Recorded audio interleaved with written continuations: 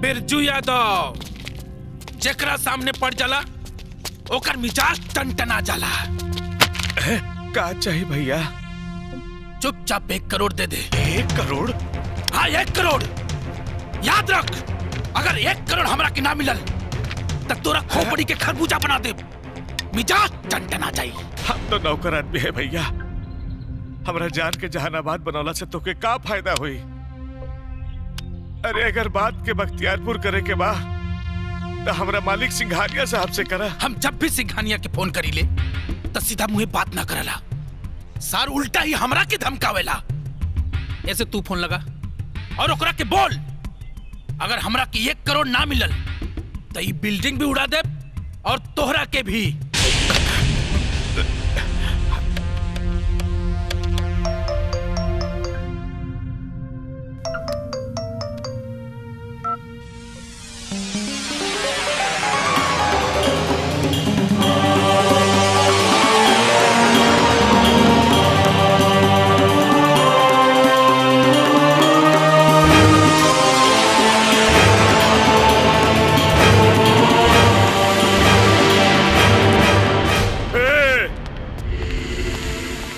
हम आ रहे हैं।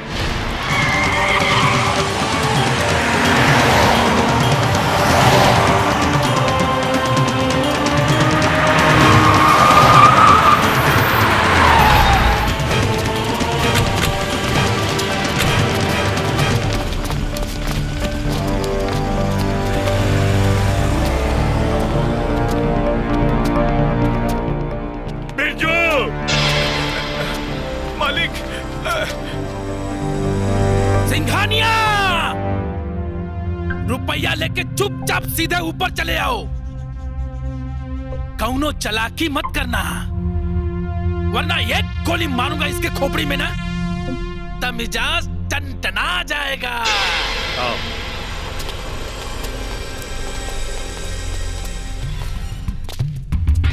अब आया ना ऊंट पहाड़ के नीचे? बहुत बेर हमको गच्चा दिया है सिंघानिया तू। एक गुंडा से गुंडई, बुड़बक। आज ऐसा तोहरा के सबक सिखाई कि तोहरा के हमार ताकत पता चल जाई और मिजाज तोहर टनटना जाई। कुत्ते सिर्फ भौंकते हैं, पंजा नहीं मार सकते। आज हम तुम्हें अपनी ताकत दिखाते हैं।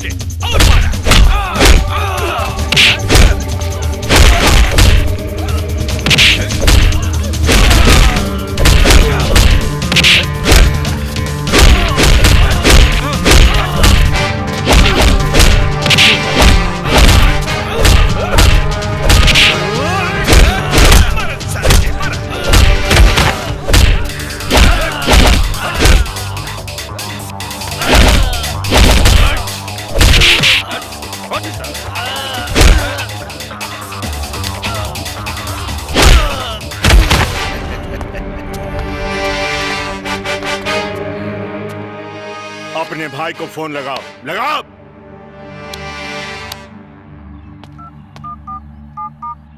इधर लाओ, लाओ।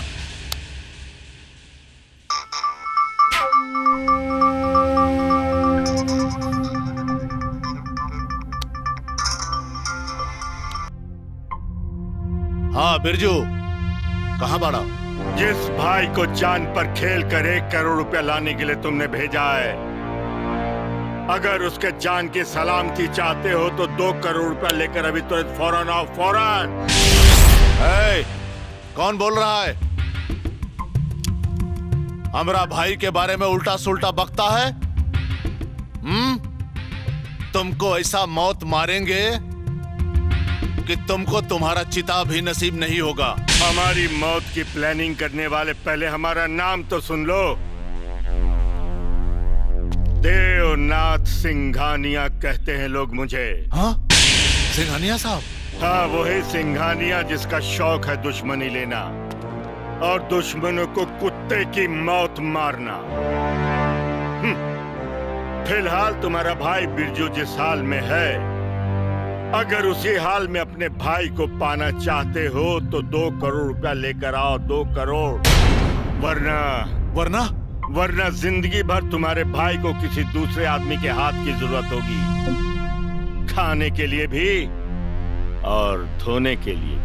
नहीं, रुकिए, हम अभी 2 करोड़ रुपया लेकर आ रहे हैं। बिरजू भैया, हमारा कितना जल्दी। बिरजू, हम आ गए नहीं। ले रुपया, पूरा 2 करोड़ बाटे, चाहता गिन लो। जिन्हें अपने ईमान पर भरोसा होता है, उन्हें दूसरे के ईमान पर शक करने की कोई जरूरत नहीं होती। ले जाओ अपने भाई को, मगर याद रखना, दोबारा अगर तुमने ऐसी हरकत की तो शमशान का पता खुद तुम्हारे घर का होगा। ले बिरजू। मैनेजर साहब। जी सर। ये रुपया अपने आदमियों में बंटवा दीजिए। जी अच्छा।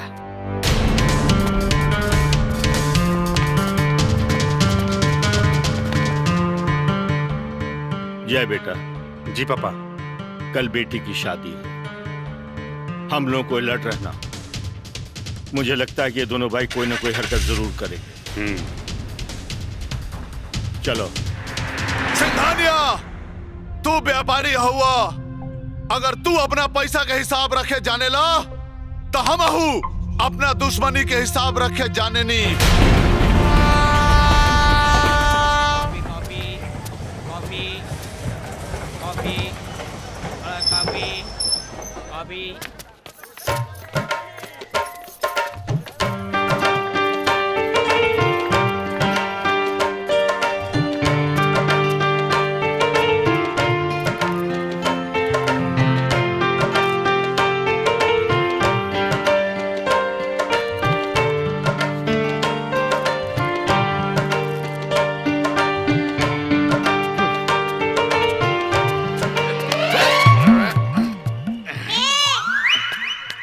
दीने में चढ़ गई बका, देख के चला। अरे भाई, देखने की किसको फुर्सत है? किधर जाना है तुमको? होटल, कोनो सस्ता और अच्छा होटल बताओ। क्या दिख रहा भाई? मस्त शादी करके आ रहा है या शादी करने जा रहा है भाई? उसे तोरा का मतलब है? कोनो सस्ता होटल बताओ ना। सस्ता होटल और यहाँ? अरे भाई, यहाँ होटल लेगा तो महंगा मिलेगा। मेरी मानो तो यहाँ से अंधेरी निकल लो, वहाँ एकदम सस्ता होटल मिलेगा। तो अंधेरी जाए खाती बस केने मिली? बस अरे भाई, यहाँ से सीधा सामने जाने का, सामने एक टावर गिरेगा, टावर से सीधा लेफ्ट जाने का, लेफ्ट से एक पुलिस चौकी गिरेगा, अब पुलिस चौकी से सीधा एक वड़ा पाव की दुकान गिरेगा। देही के मेरुदंड भस गइल बका। वड़ा पाव की दुकान पे एक रॉबची माल टकाटक, बस उसी से पता पूछ लेना। बोले तो पता तो हमको भी मालूम है पर पता बस डिपो का हम भी उसी से पूछते हैं। पता बताने का 100 रुपए देना।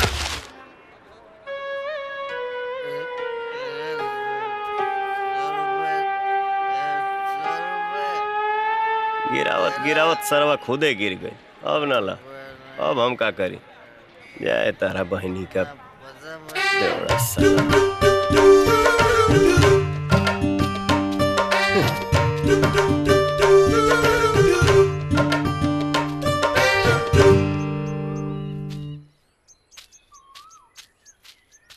कोटे जाइए साहब। का कहाँ जाना है? ले चला कोनो अच्छा होटल। अच्छा होटल। हाँ। बैठिए।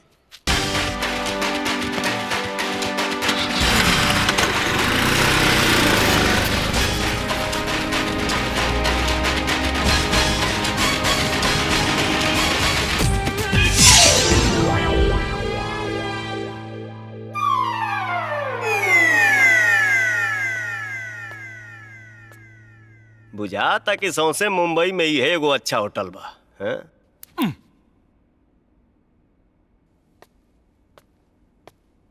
रूम मिली? क्या बात है? मिलेगा मिलेगा। सिंगल बेड या डबल बेड? आंख मार के। Single bed. दूल्हा मांगे सिंगल बेड, बात कुछ हजम नहीं हुई। पाचक खा ल, हजम हो जाई। आपकी दुल्हन कहाँ है? आंख मार के। एकदम बकचोन हरे हवा का। अरे जब दुल्हन लेके आइल रहती तब नु डबल बेड मांगती। मतबल ई है, देखो अपना नाम पता ई रजिस्टर में लिखो और एडवांस में 500 रुपया दे दो, आंख मार के। समझ गए?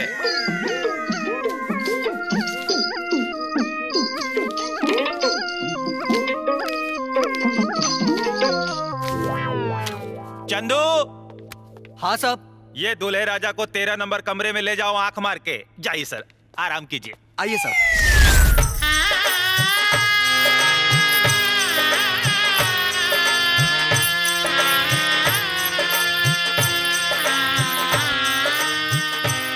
रामू जी मैनेजर सब कुछ तो ठीक ठाक चला था। हाँ। जाके नीचे देख के आवा कि कैटरिंग वाला आयल की ना। अबे हम जाके देखा था। जल्दी जा। हाँ। बैंड वाला कहाँ मर गई? हाँ, अरे ओ बैंड वाले, क्या हो गया तुमको यार? कहाँ तक पहुंचे? चलो जल्दी आओ, जल्दी आओ। है बुड़बक। जय विजय। जी पापा। देखो बारात आने का समय हो गया है, अपने आदमियों से कहो कि वो बिल्कुल सतर्क रहें। जी। एक भी अजनबी अंदर आने न पाए। आप चिंता मत कीजिए पापा, हमने घर के अंदर ही नहीं बल्कि घर के बाहर भी अपने तमाम आदमियों को फैला रखा है। हाँ पापा, दुश्मन की एक भी गलत हरकत उनकी मौत को और भी तकलीफ दे बना सकती है। बस एक बार बेटी की शादी शांति से हो जाए, मेरा सपना पूरा हो जाए। हो जाएगा पापा। आओ।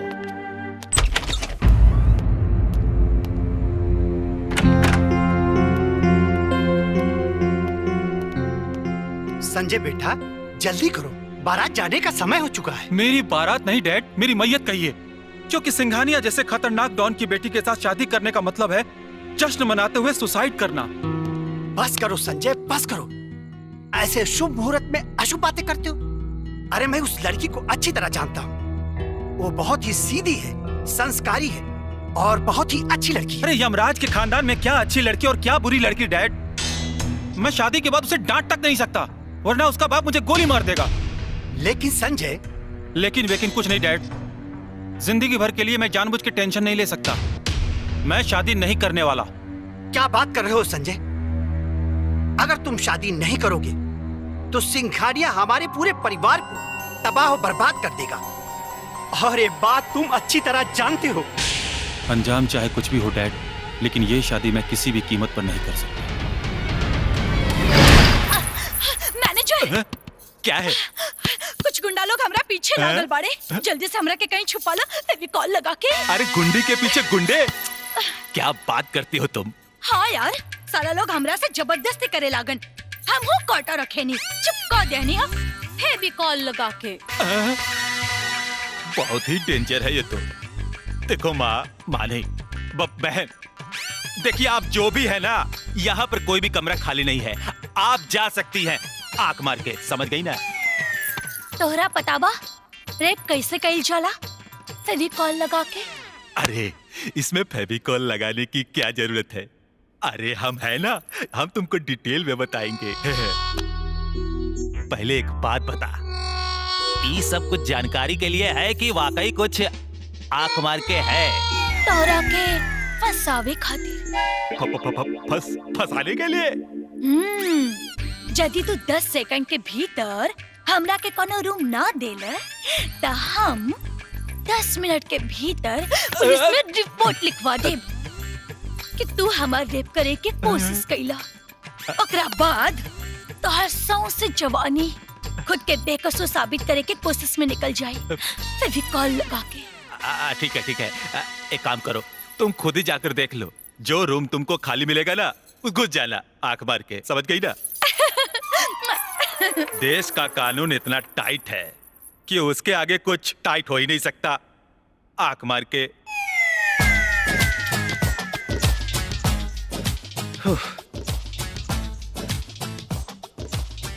कैसन होटल बस सरवा करीब बहनी के जब पानियों नहीं खे।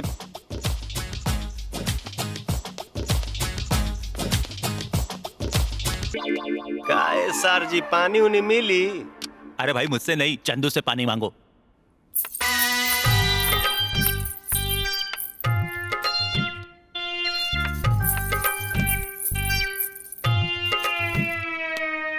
रउआ के बनी देवी जी और हमारे कमरा में का करतनी?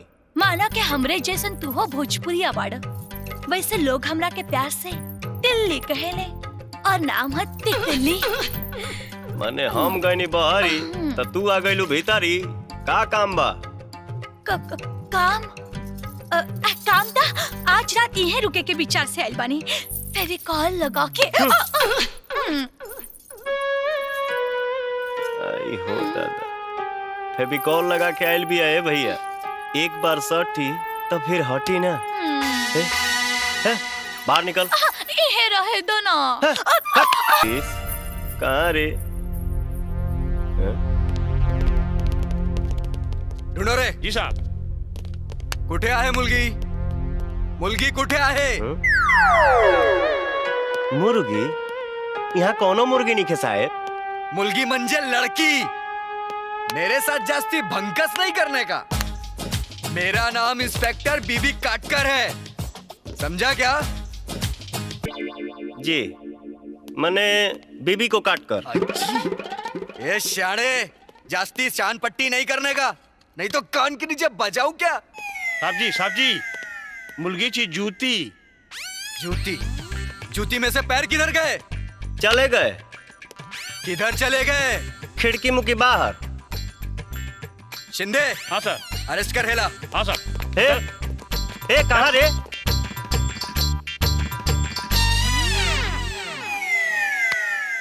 क्यों भाई दूल्हे राजा, शादी करने तू कहीं और जा रहा था और सुहागरात मनाने कहीं और चला गया?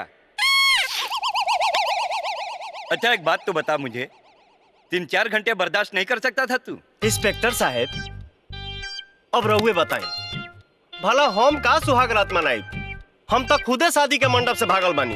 बोले तो शादी के मंडप से भागकर तू आबादी बढ़ाने की कोशिश कर रहा था? अरे ना महाराज, बर्बादी से बचे खातिर मंडप से भागल बानी। बोले तो अब कितना बार बताई? बहिर बनी का जी? वो कहा कि हमार बियाह जबरदस्ती एगो अधकपारी लड़की से करावल जात रहे। अधकपारी बोले तो? Half mind. ओके, फिर क्या? हम लाख मना कईनी, बाकी हमार बात माने पर केहू राजी ना भइल। आ लड़की के बाप बहुत बदमाश। तो तू बड़ा शरीफ है। देखला से नहीं क्या बुझात? शिंदे, जी साहब। लॉकअप में डाल इसको। जी साहब।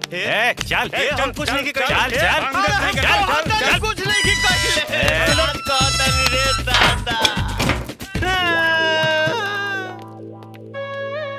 जा तो गवनी भात तो ना खनिए तारा बहनी के हम भाड़ा पर आके तार बहन फरो लोग। हाँ तो चुनाला में दाग कहाँ से लागले दो गला लोग, दाग कहाँ से लागल? जा जौन होई तो देखल जाए। तो जा बाबू। दूल्हा भाग गया।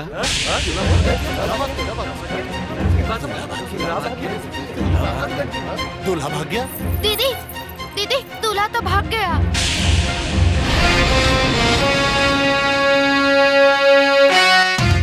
क्या बकते हो? दूल्हा कैसे भाग सकता है? त्रिलोकचंद, जरूर तुमने उसे भगाया होगा। ये क्या कह रहे हैं सिंघानिया साहब? आपकी बेटी तो मेरी बहू बनने वाली थी, और फिर ये तो मेरे लिए सौभाग्य की बात थी सिंघानिया साहब। लेकिन तुम्हारे बेटे ने दुर्भाग्य का काम किया है। अगर वो लड़का नहीं मिला तो दुनिया हंसेगी मुझ पर, मेरा मजाक उड़ाएगी, मेरी इज्जत मिट्टी में मिल जाएगी। और अगर ऐसा हुआ तो मैं तुम्हें और तुम्हारे खानदान को छोड़ूंगा नहीं। ऐसा नहीं। हटाओ! सिंघानिया साहब, जाओ, जाके उस लड़के को कैसे ढूंढ के लाओ।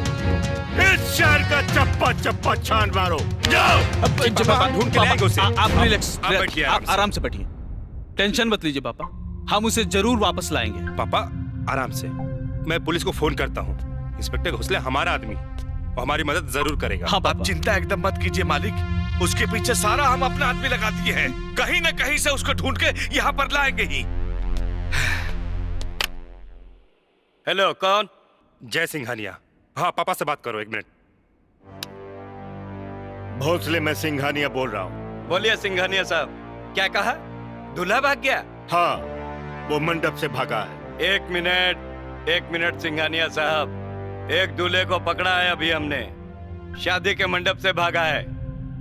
हाँ, शेरवानी पहने हुए है। हाँ वही है। लेकिन ये बोलता है कि आप लोग बदमाश हैं, इसके लिए आपकी बेटी से शादी नहीं करेगा। भोसले, ये सिंघानिया की इज्जत का सवाल है, उसे पकड़कर उसी पुलिस स्टेशन में बिठा कर रखो। हमारे आदमी अभी जा रहे हैं, समझे? जी। नमस्कार इंस्पेक्टर साहेब। नमस्कार, कहिए। हाँ, सिंघानिया साहब ने हमको भेजा है। आपने जो दूल्हे का दुमका पकड़ कर रखे हुए हैं, उसी को हम ले जाने आए हैं। शिंदे, दूल्हे राजा को ले आओ।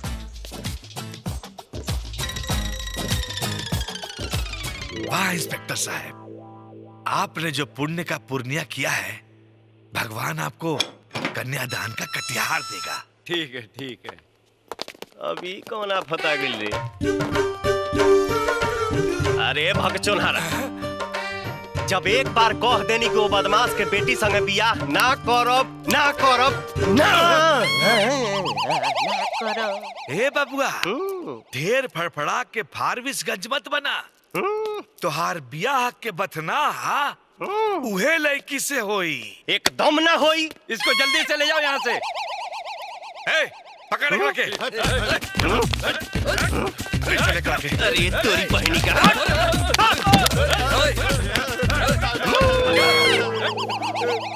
गन? हाँ। पिस्टल? हाँ। चला बाबू, एकर बढ़िया से कस के मुंह बांध के उठा के ले चला। जी।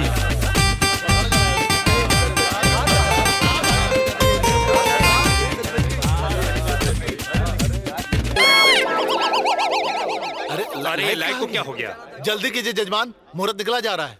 हाँ पंडित जी ठीक बोल रहे हैं।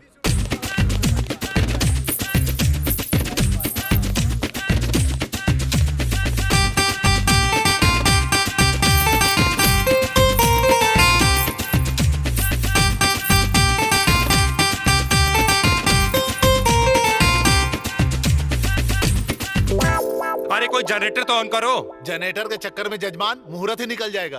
पंडित जी, अंधेरे में शादी शुरू कीजिए। हाँ पंडित जी। ओम वक्रतुंड महाकाय सूर्यकोटि समप्रभ निर्विघ्नं कुरु मे देव सर्वकार्येषु सर्वदा। ओम स्वस्ति न इंद्रो बृहस्पतिः स्वस्ति नो पूषा विश्ववेदाः स्वस्ति नस्ताः विष्णुः स्वस्ति नो बृहस्पतिः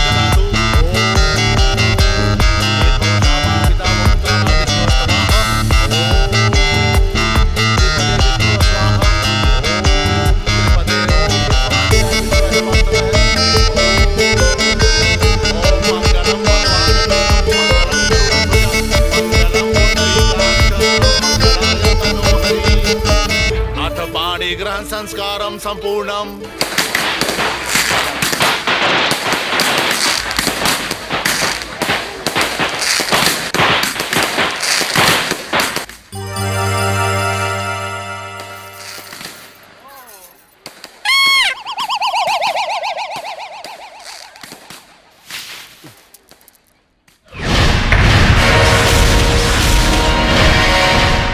अरे ये किसको उठा के ले आए?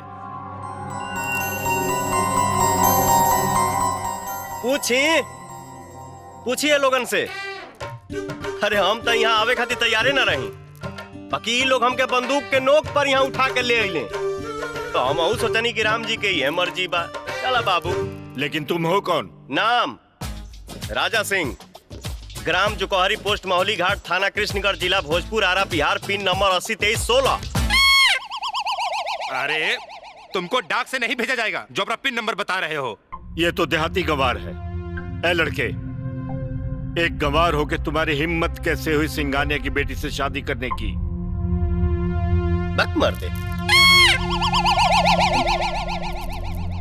पूछी अपना बेटी से, हम कब कहानी की इनका से बियाह करेंगे चाहत रही। ए पंडित जी जजमान। इसके उल्टे फेरे करवाओ, ये शादी टूटनी चाहिए। उल्टे फेरे से शादी नहीं टूट सकती जजमान। तो तुम क्या कहते हो? इस बुद्धू गंवार को मैं अपना दामाद स्वीकार कर लूं? नहीं पापा, हरगिज नहीं। एगो बात बताई, गुंडागर्दी से बियाह करवावल यहाँ के कोनो रस्म है का? ए, तुम चुप रहो। ए वकील, इधर आओ। जी सर। तुम खड़े-खड़े मुंह क्या देख रहे हो? ये शादी कैंसिल करने का कोई रास्ता निकालो। रास्ता है सिंघानिया साहब, तलाक। ले ला ना तलाक। हम का कोनो लव मैरिज के लिए बनी जे रुआ बेटी के तलाक देवे में हमारा एतराज हुई? फिर भी तलाक इतनी जल्दी नहीं हो सकता भाई सिंघानिया साहब, इसमें समय लगता है। ए, रहता कहाँ है तू? 25 बार बताई, बताओ नहीं है ना?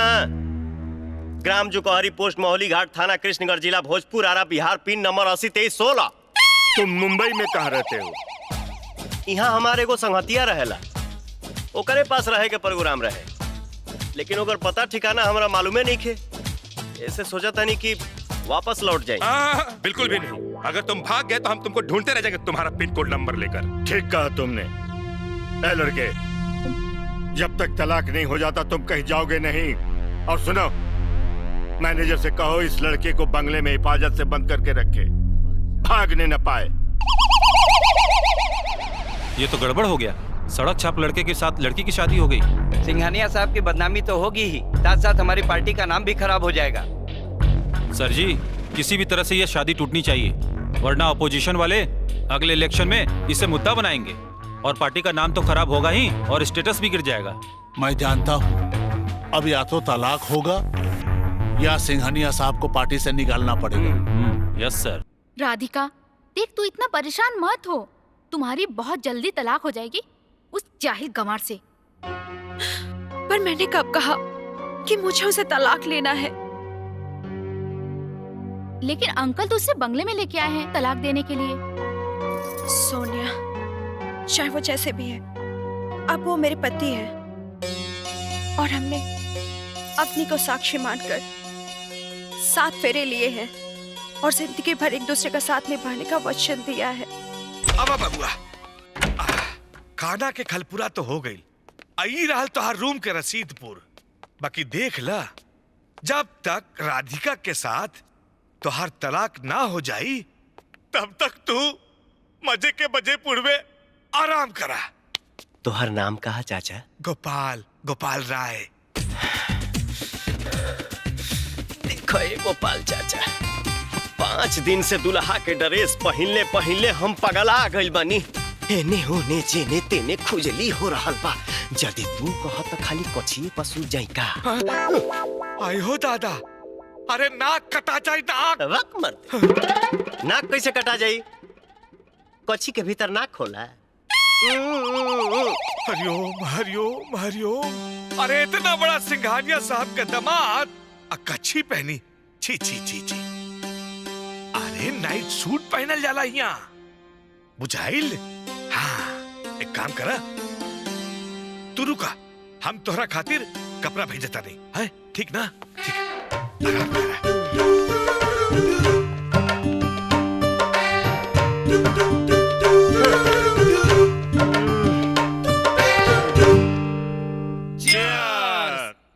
सिंघानिया का होके वाला दामाद मंडप में पहुंचा से पहले ही भाग गई। अच्छा?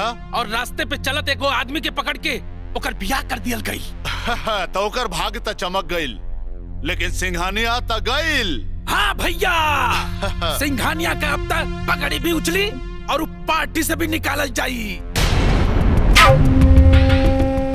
पार्टी से निकालल जाई तो ओकर ताकत जाई तेल लेवे, आ ताकत जाई तेल लेवे, ओकरा बाद हमनी ओकरा के कुत्ता के मौत मारब जा। न भौंक पाई न काट पाई। हीरा सिंघानिया से बड़ा नगीना ना और सरजू से बड़ा कमीना ना। ये सिंघानिया था गईल। हाँ भैया, दुश्मन के बर्बादी के खुशी में आज हमनी के मिजाज टनटना जाए के चाहिए। हाँ, आज तक जशन होके दा।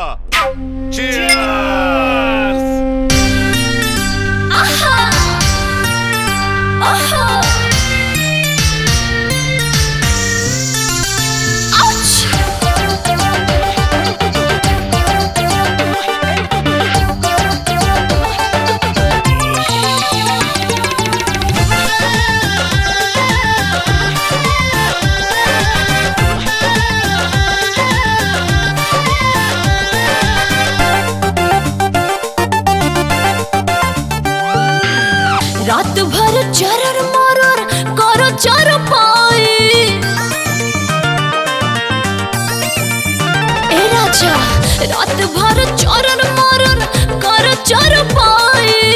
रात भर चरर मरर करो चर पाए। मलाई खूब काटला,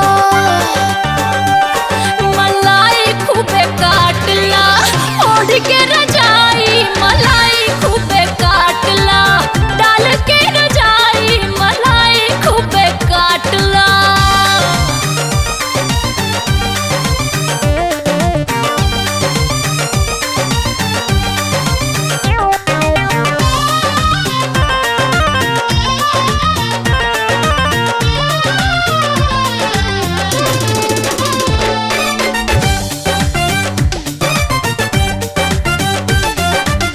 पहिला उठानी हो पियोर बजवानी, केहू नहीं कैले बा हिल छेड़खानी।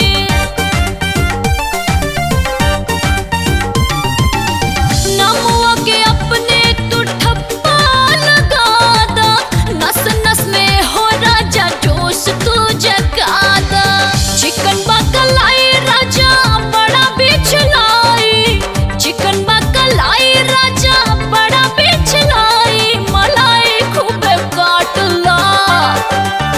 ए मलाई खूब काटला, ओढ़ के रजाई मलाई खूब काटला, डाल के रजाई मलाई खूब काटला।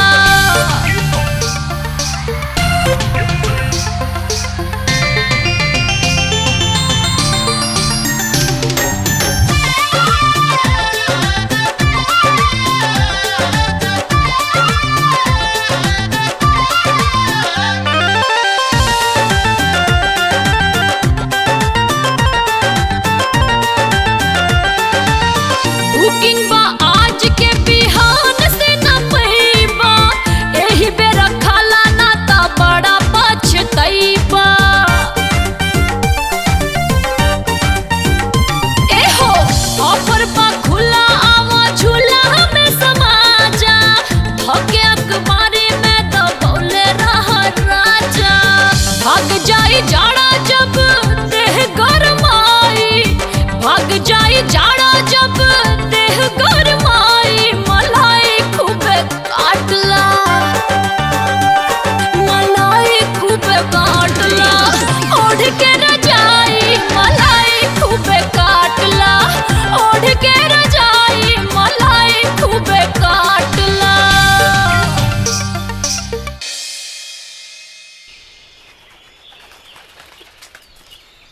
सुनिए मालिक, हम ही कहना चाह रहे हैं कि बांद्रा तालाब वाला बिल्डिंग कंप्लीट। अरे बाबुआ, आवा तू हो नाश्ता कर ले। अब आग मर दे। क्यों, क्या हुआ?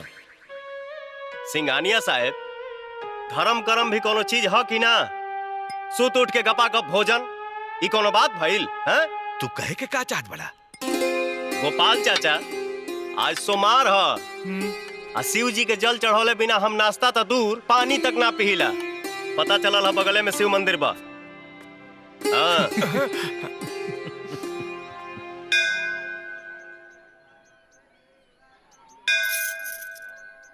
जय भोलेनाथ।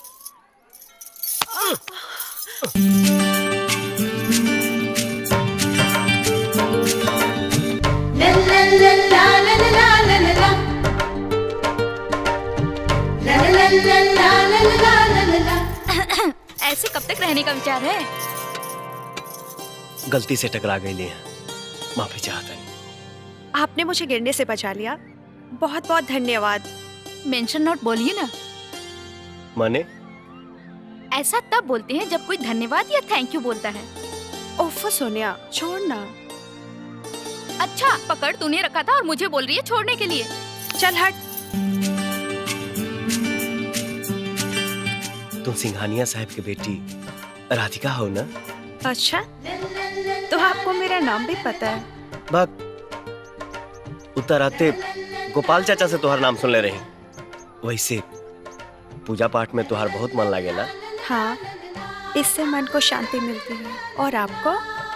हम तो आयल रहे भोले बाबा के जल चढ़ावे, लेकिन देवी के दर्शन हो गए।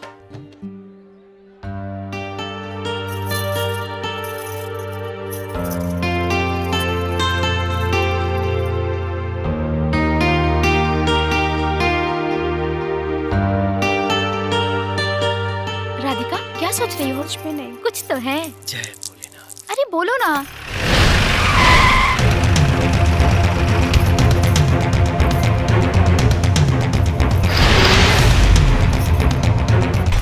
अरे ये तो सिंघानिया के बेटी है। जद एकरा के हम उठा ले, सिंघानिया साला वह करेगा जौन हम चाहेगा। ए, आज मिजाज टनटना जाए के चाहिए।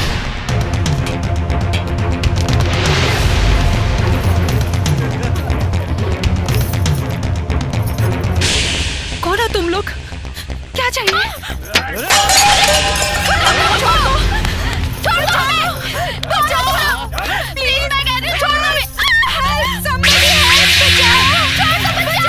है भैया, छोड़ दो जा।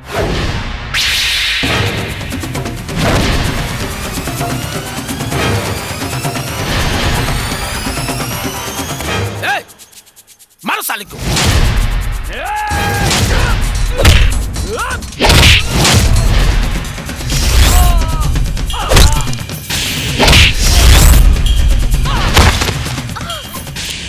ये तो हमार दोस्त राजा हवे। तो चल के जल्दी से अपना दोस्त के बचावा, फेविकॉल लगा के।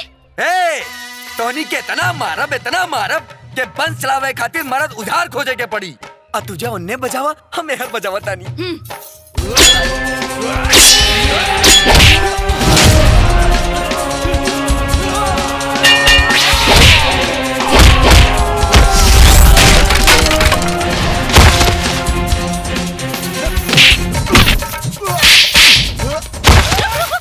ऐसे मारल जाला? तब कैसे? हम बतावता नहीं।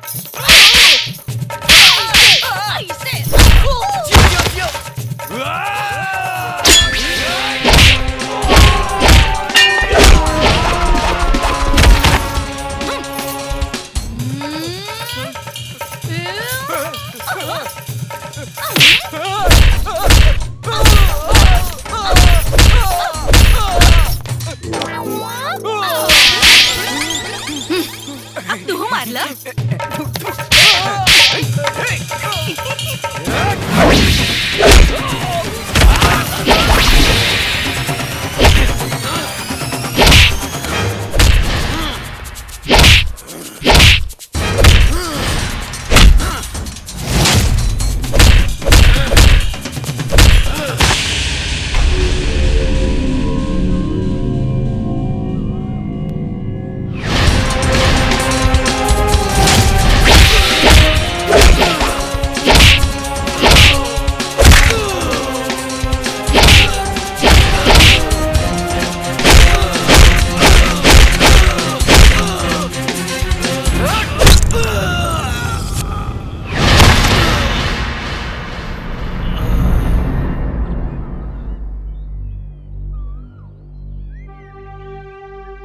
तू लोग जा घरे।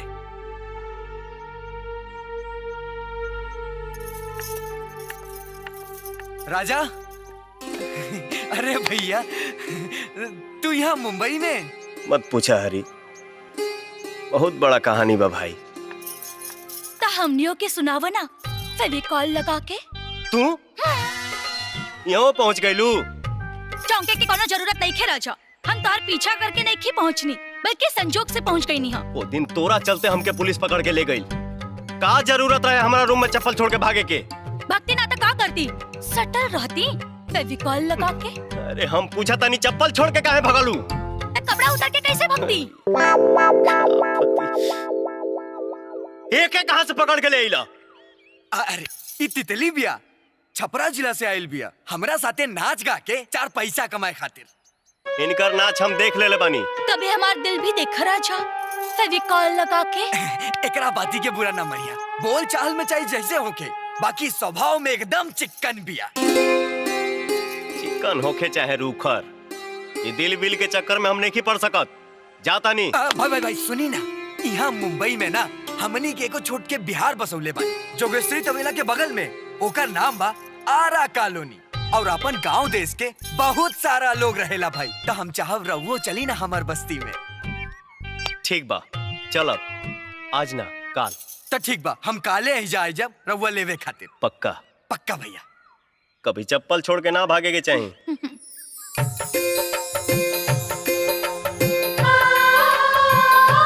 हम तो चप्पल छोड़ के भागल रहनी, तो दिल लेके भाग गए राजा।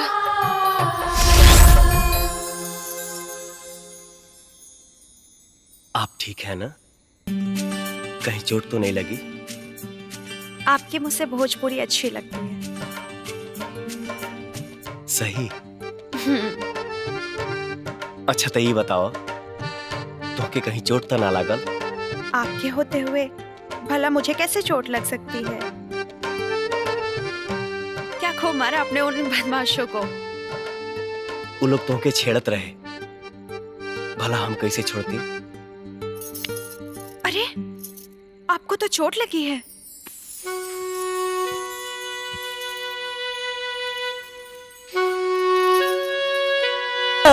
से हरदम सटा के पहिला बेरी के हुओ पे एतबार भइल बा। ए जान हो तोहरा से प्यार भइल बा। ए जान हो सचहु के प्यार भइल बा।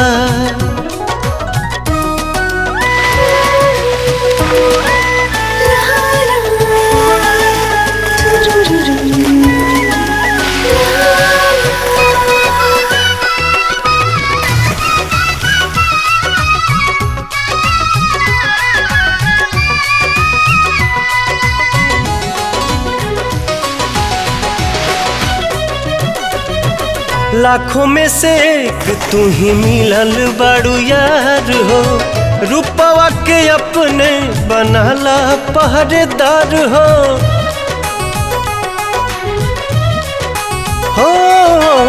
लाखों में से एक तू ही मिलल बाड़ू यार हो। रूपवा के अपने बनाला पहरेदार हो। अखिया अखिए में बतिया करार भइल बा। ए जान हो तोहरा से प्यार भइल बा।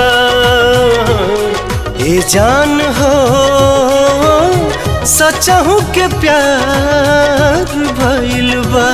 ला ला ला ला ला ला ला ला ला ला ला।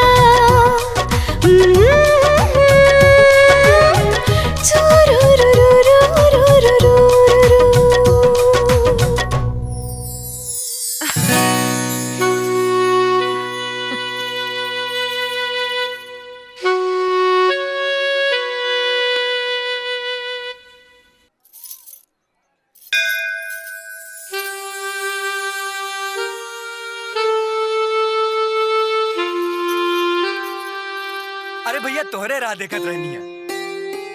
राधिका, ये हमार दोस्त हरी। नमस्ते। नमस्ते। और ये हमार मेहरारू। का? तो आर भाऊजी। अरे ई बात हमरे आरा कॉलोनी वालन के पता चली तो धमाल हो जाई भाई। राधिका, हरी हमरा के अपना बस्ती ले जाए खातिर आइल बा। हाँ। यदि तू चलबू तब तुमसे मिलके गांव के लोग के बहुत खुशी हुई। खुशी तो मुझे भी होगी, लेकिन अरे भौजी तू चिंता मत करा, चला। चली।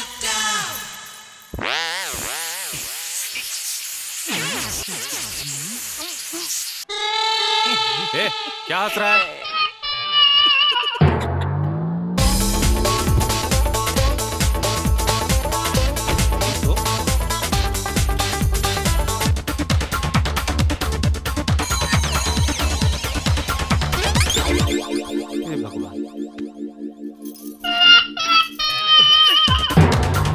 अरे रुक!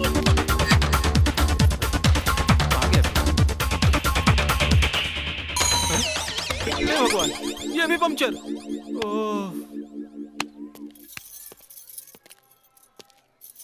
ड्राइवर। जी मैम साहब। चलो घर जाना है। मैडम गाड़ी का 2 टायर पंक्चर हो गया है, पता नहीं कैसे।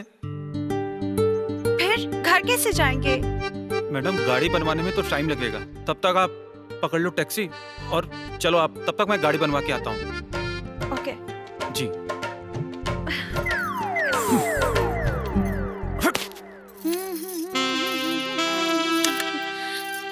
राजा, आज हम तोहरा करेजा पर बिजुरी ना गिरा देली तो हमार नाम पे तितली रानी ना फेविकॉल लगा के। तितली। ओहो तितली, तू एजा बैठल बाड़ू? हरी तोहरा के बाहर बुलावा ताड़े। अपन बस्ती में हरी के दोस्त राजा आइल बा।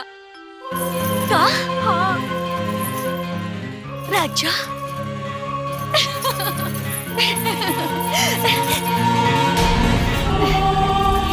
राम सीता की जोड़ी बनल रहे, जुग जुग जिए बिटवा।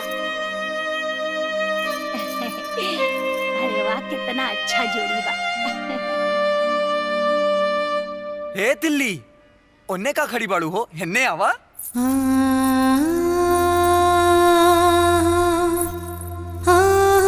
भौजी, ई हैं तितली, लोग इनका प्यार से तिल्ली कहेलन।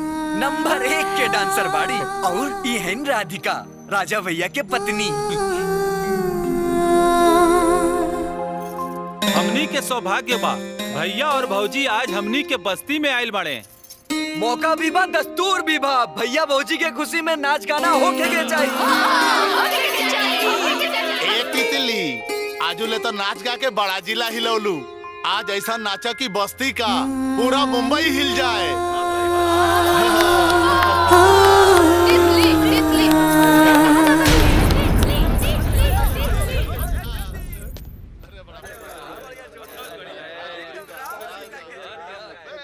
का तू ही का कहत बाड़ू तितली? प्यार और राजा से? हाँ हरी, जब से हम राजा के देख ले बानी तब से ही हमरा प्यार हो गई। सपना से निकल के हकीकत में आवा। तोरा के पता होके के चाहिए राजा के बियाह हो चुकल बा। जब प्यार भइल तब ये बात कहाँ पता रहे। अब तो पता हो गई ना। अपना दिल के समझावा, जे बीत गई से बात गई। बाहर बस्ती के लोग तोहार इंतजार करत बाड़न, तोहार नाच गाना देखे खातिर। ना हरी ना, हम नहीं के नाच सकत। फटल करेजा गावे गीत, दुख सहे के यह बारीत। हमनी के तो ही काम हवे, नाच नौटंकी कह के दूसरा के मनोरंजन कईल। आपन दुख दर्द के हमनी के कोनो कीमते नहीं के। यही से आज तोहरा के गावे के पड़ी, नाचे के पड़ी। चला कह देनी ना। हाँ, हम ना गाइब। तू जा यहाँ से। जैसन तोहार मर्जी।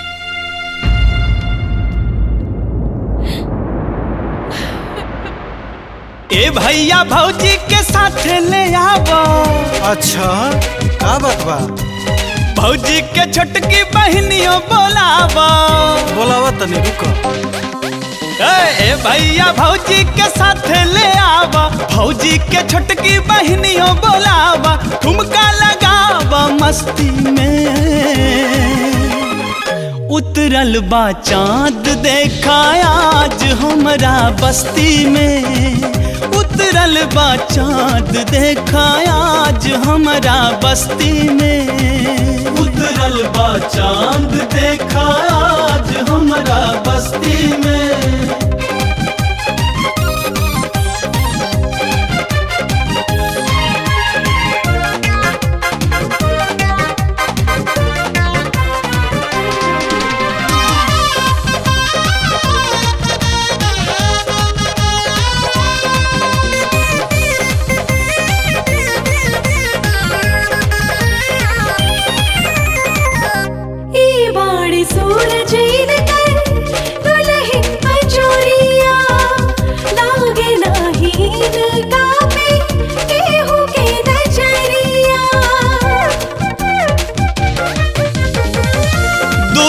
जानी के सुनार लागेला सुरतिया, लागत आटे जैसे देवी देवता के मूर्तिया।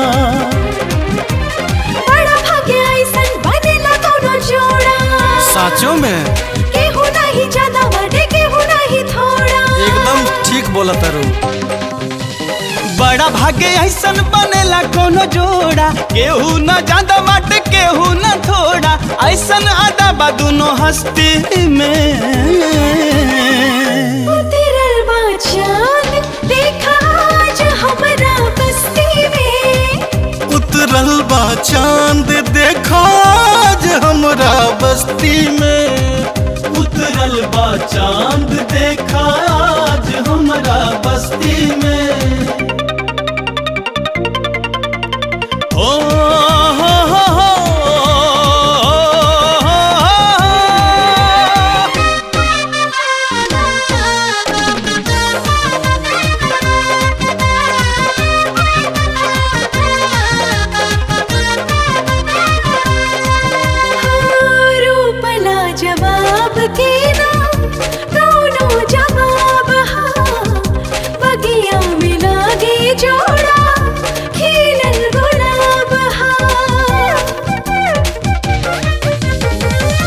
इतना दुलार हमके दिहलाए भाई, रउआ लोग के प्यार हम ता कबो ना भुलाई।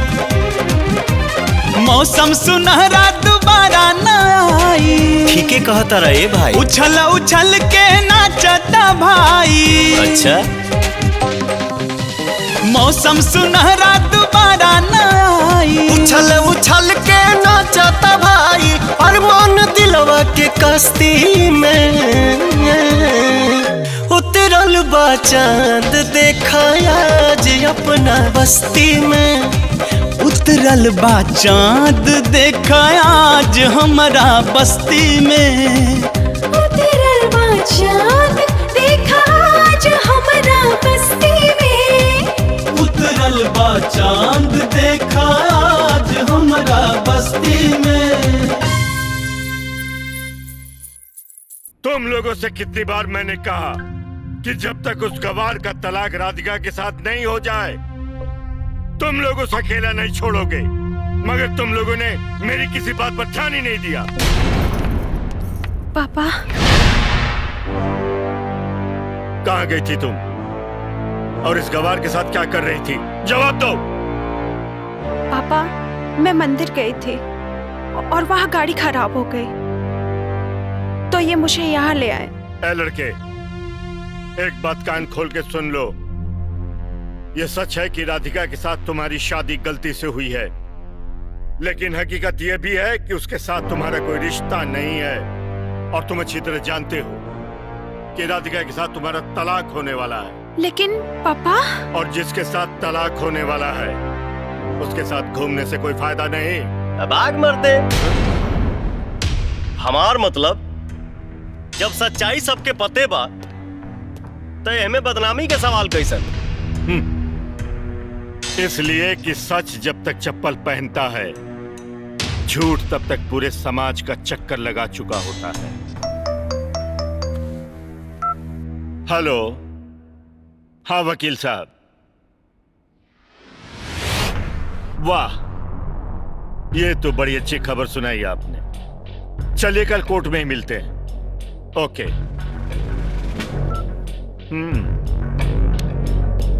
बहुत बड़ी खुशखबरी है। वकील साहब का फोन था, कह रहे थे कि तलाक के सारे कागजात तैयार हो चुके हैं।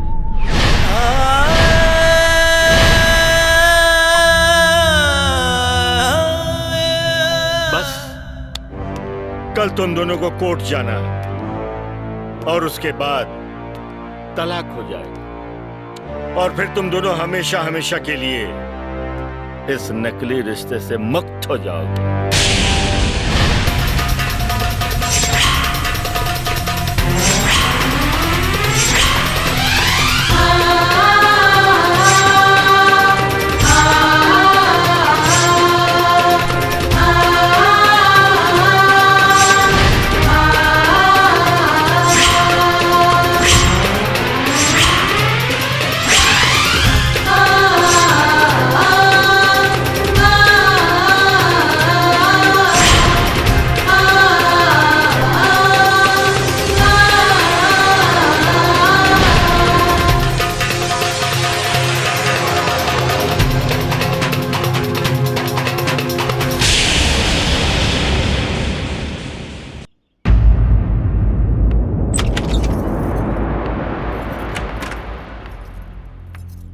तलाक के पेपर तैयार है, कल सुबह कोर्ट में जाना है।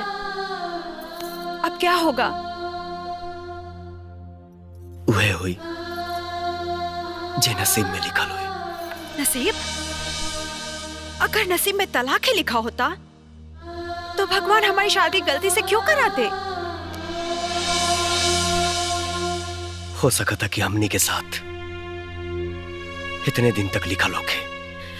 नहीं राजा, नहीं। हमारा साथ 7 जन्मों तक का है।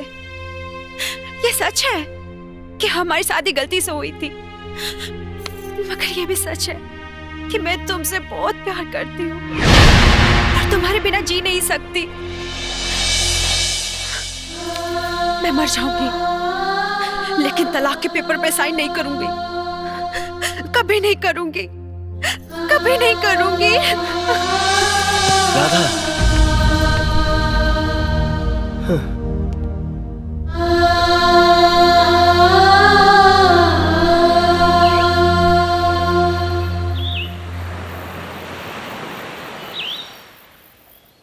हाँ वकील साहब, हमें मालूम है। ठीक है, हम समय पर कोर्ट पहुंच जाएंगे। ठीक, ओके।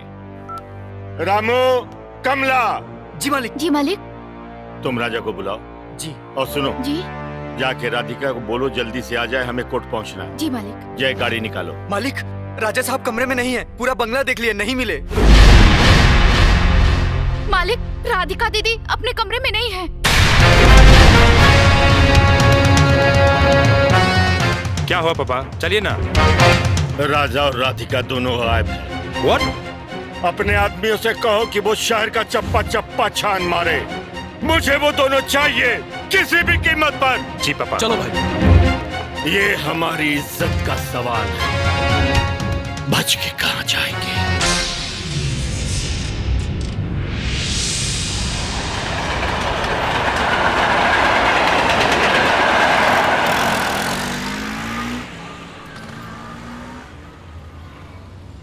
एगो बात हमरा समझ में भी नहीं खियावत कि तू दोनों भागत काहे बाड़ा।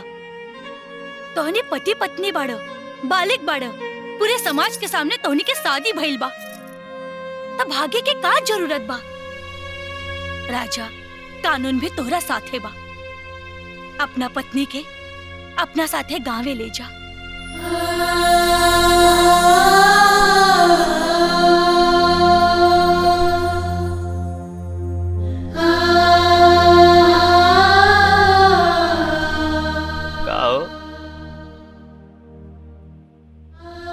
चलबू ग्राम जोकहरी पोस्ट मौली घाट थाना कृष्णगढ़ जिला आरा भोजपुर बिहार पिन नंबर 80 23 16।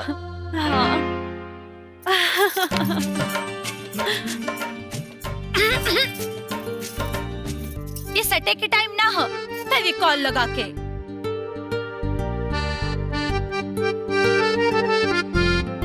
चली अब जल्दी से पटना एक्सप्रेस पकड़े और निकल जाइए अपना गाँव में। ठीक कह दिया।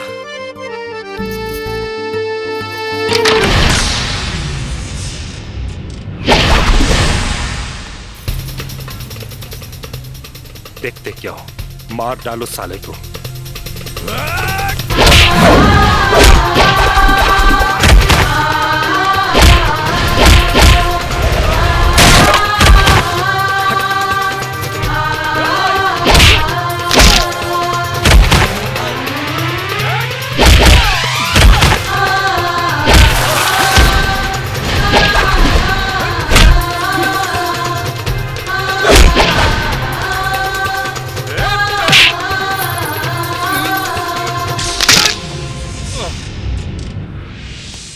सार हवे, सारे बन के रहो।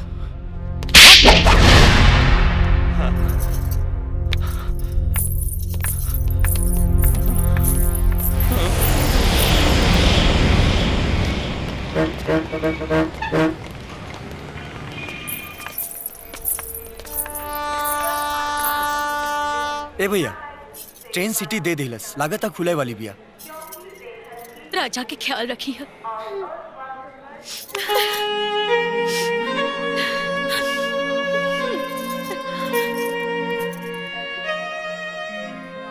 कभी कभी हमने के भी याद कैल करिया, फेविकॉल लगा के।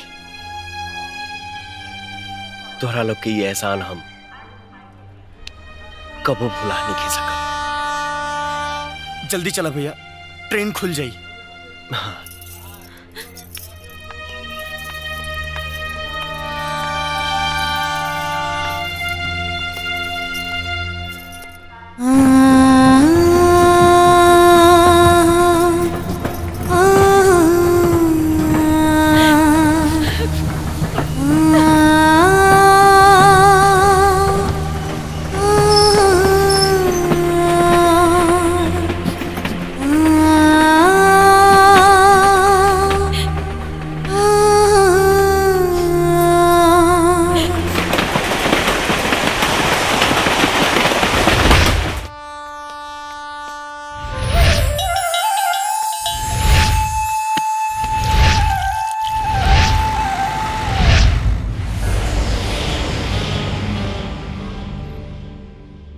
ब्याह के मंडप से हमार नाक कटा के फरार हो गेल रहले और अब पधर ले बाड़े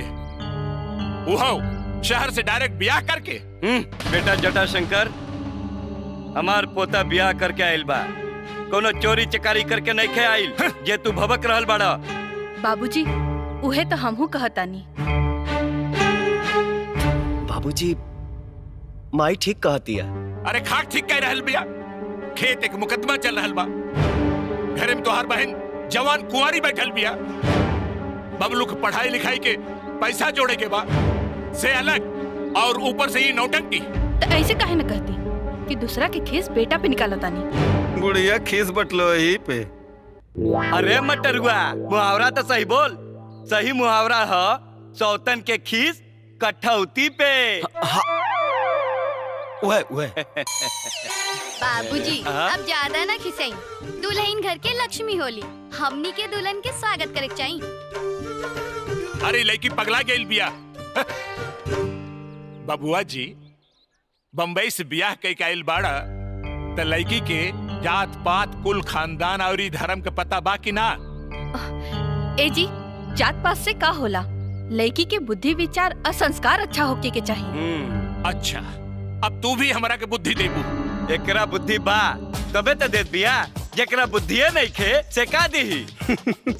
जेकरा केसे नाते झारी का। अरे मटरुआ, मुहावरा तो सही बोल।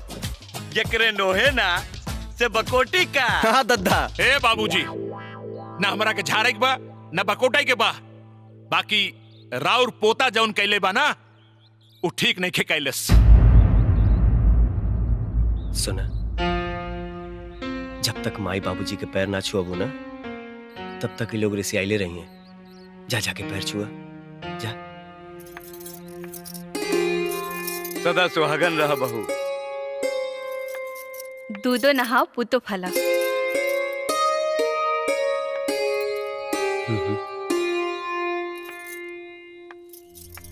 हाँ हाँ ठीक बा ठीक बा।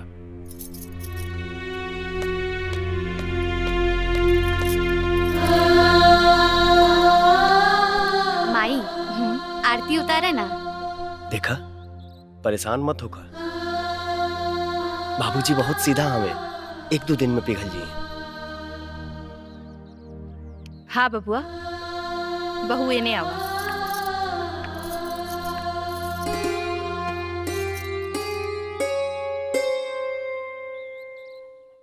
भैया भाभी टकाटक बाड़ी, माइंड ब्लोइंग।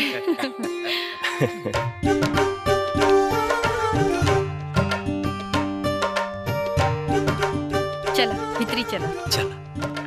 आवा भौजी चला। चला बेटा।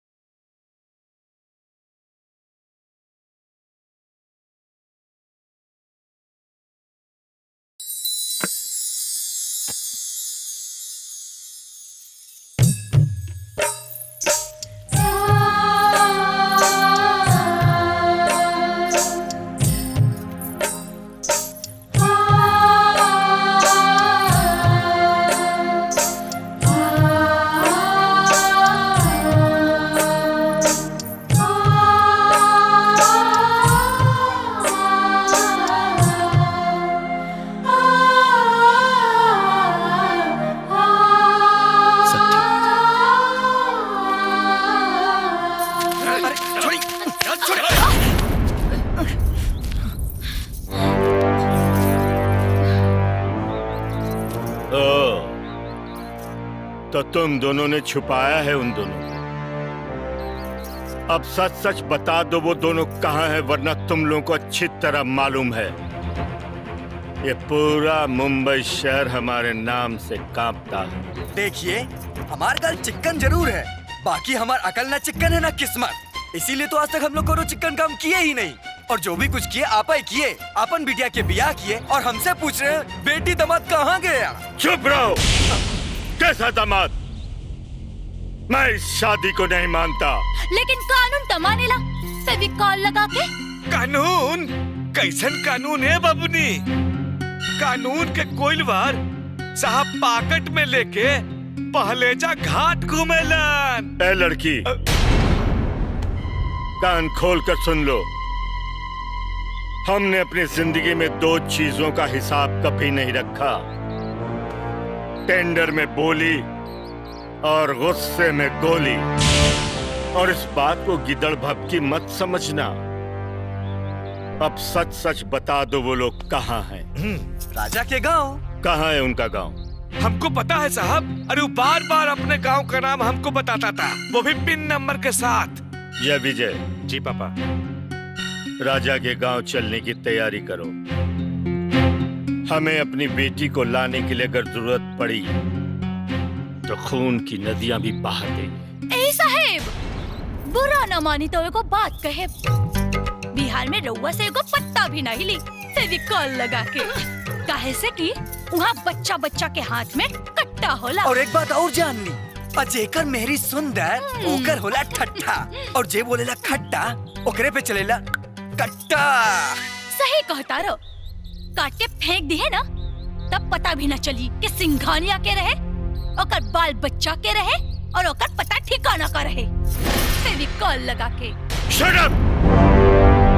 निकल जाओ तुम दोनों यहाँ से, वरना तुम दोनों के टुकड़े टुकड़े करके गली के कुत्तों को खिला दूंगा। ये लड़की सच कह रही थी साहब। अगर बिटिया को सही सलामत लाना है तो दादागिरी के दाऊदपुर दिखा के नहीं, बल्कि प्रेम के पंचरुखी दिखा के लाना होगा।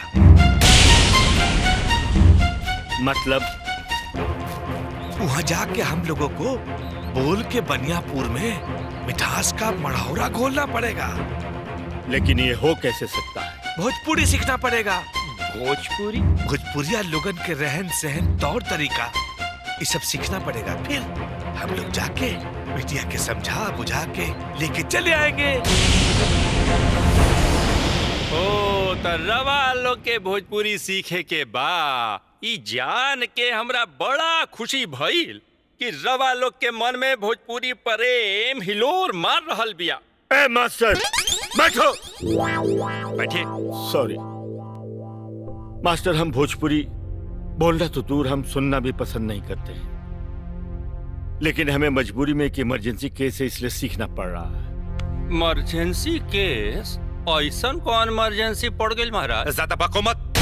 अगर तुमने हम तीनों को 3 दिन के अंदर ठीक से भोजपुरी नहीं सिखाया तो तुम्हारी खोपड़ी उड़ा दूंगा।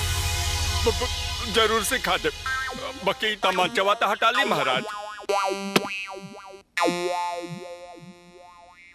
अच्छा एक बात बताइए, भोजपुरी सीखने के लिए इसका व्याकरण भी सीखना पड़ेगा? ना ना, एकदम में ना। यह तो एगो भाषा हो जेकर कोनो मानक व्याकरण नहीं खे। जे जेतने बड़ थे थर ओकर व्याकरण ओतने मजबूत। तो ठीक है, इसको भोजपुरी में कह के बताओ। चाहे दर्जनों खून कर डालो, मगर पुलिस के सामने यही कहो कि हमने एक मच्छर भी नहीं मारा।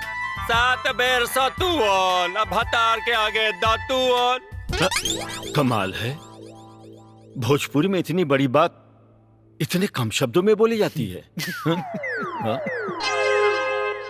जी महाराज, जैसे हिंदी में लमहर को बात के पूछल जाला क्या मैं अंदर आ सकता हूँ, तो भोजपुरी में उतना लमहर बात के पूछल जाला छोटहन में ढूकी। ढूकी ढूकी। और इसको क्या कहेंगे कि हम दबंग जरूर हैं, लेकिन पढ़े लिखे भी हैं। पढ़ला फारसी या बेचला तेल, देखो भैया करम के खेल।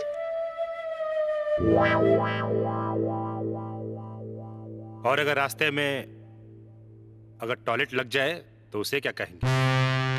पापा पूछ लेता हूँ, पता नहीं रास्ते में कब लग जाए।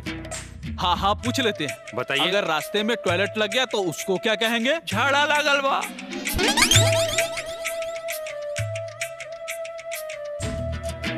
झाड़ा लागल बा। झाड़ा लागल बा। जी बिल्कुल सही। मास्टर एक बात बताओ, इसको भोजपुरी में क्या कहेंगे? कि अपने घर में जो करना हो करो, मगर दूसरे के घर में करने के लिए 5 बार सोचना पड़ेगा।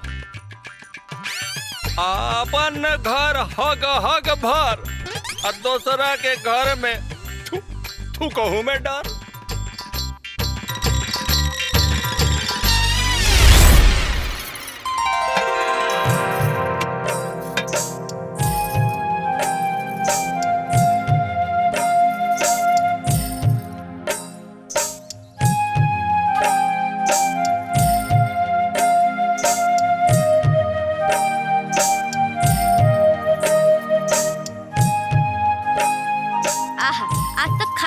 मजा आ गई। भौजी तोहरा हाथ में जादू बा जादू। इतना बढ़िया खाना ई घर में पहली बार बनल बा। देखिए खाते खाते अंगुरिया मत खा जाइए। देखा बहू, मेहरारू के बड़ाई भइल तो लइका सुर में सुर मिलावे लागल।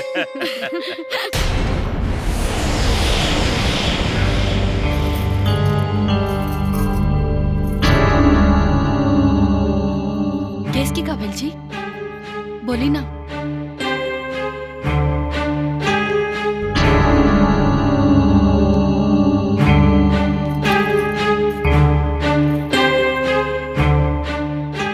राजा के माई, हमार बहू के पैर बड़ा शुभ बा जी। खुश रहा बहू, सदा सुखी रहा। अरे अरे हमनी के मुकदमा जीत गई ली जा। सच? हाँ सच। भगवान से ये प्रार्थना बा कि उनकर कृपा इस परिवार पर सदा बनल रहे। अरे दुल्हन, तू भोजपुरी जाने लू? जानत त ना रहनी हा, लेकिन इनका संगे धीरे धीरे सीख गई नी। ई परिवार के प्यार पावे खातिर हम कुछ भी कर सके नी।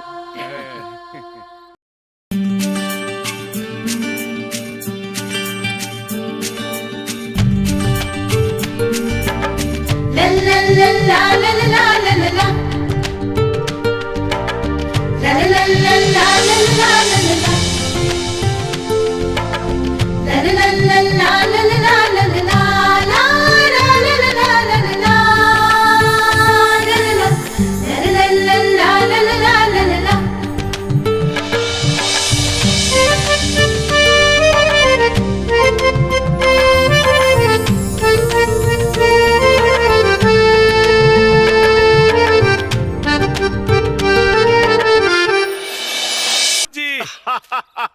अरे मैनेजर साहब,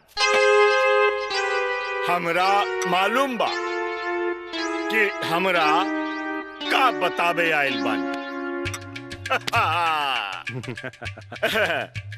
नयका बिल्डिंग के हिसाब किताब दिखावे आइल बानी। काम काम काम। अरे महाराज, जीवन भर कामे करत रहब, घूमी फिरी, मौज मस्ती करी, सिनेमा देखी। कांदीवली में सिनेमा लागल बा,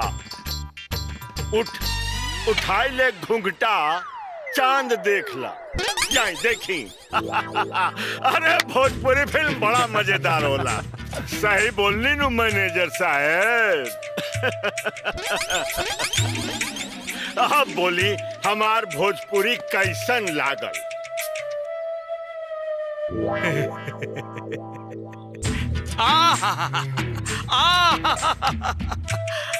राउर गप के गाजीपुर सुन के हमार हृदय के हाजीपुर में आनंद आ गई सरकार, आनंद आ गई।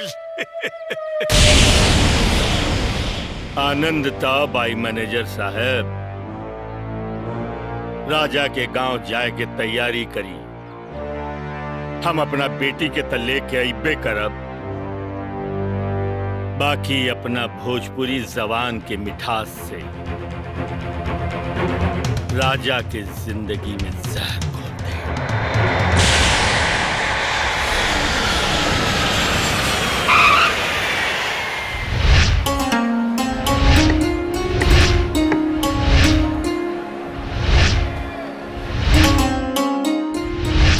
अरे रघुवीर चाचा, राउर घरे पतो नइखे आइली। साक्षात लक्ष्मी आइल बड़ी, साक्षात लक्ष्मी। हमनियों के पता बा, पर बात का भइल? अरे गांव में सरकारी अस्पताल के मंजूरी खातिर सरकारी ऑफिस के चक्कर लगावत लगावत हमर जूता खिया गइल, बाकी मंजूरी ना मिलल।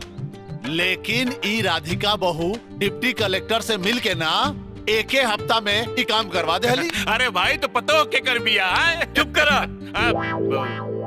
जब बहू आइल रहे तब तक तू देसी मुर्गी के छिला लंडा जैसन मुंह बनेले खड़ा रहलो। आज बड़ा बबाई लुटत बड़ा है।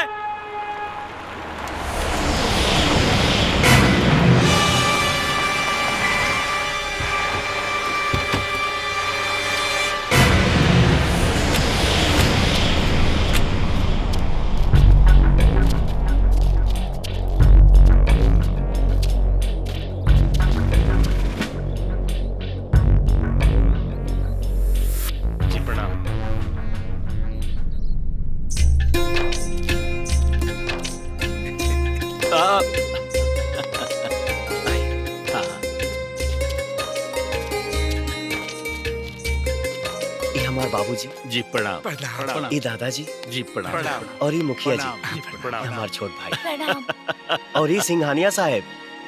अरे प्रणाम जी, प्रणाम प्रणाम। और हम राजा के ससुर, और ये हमार बेटा जय और विजय। प्रणाम। और ये हमार मैनेजर गोपाल जी।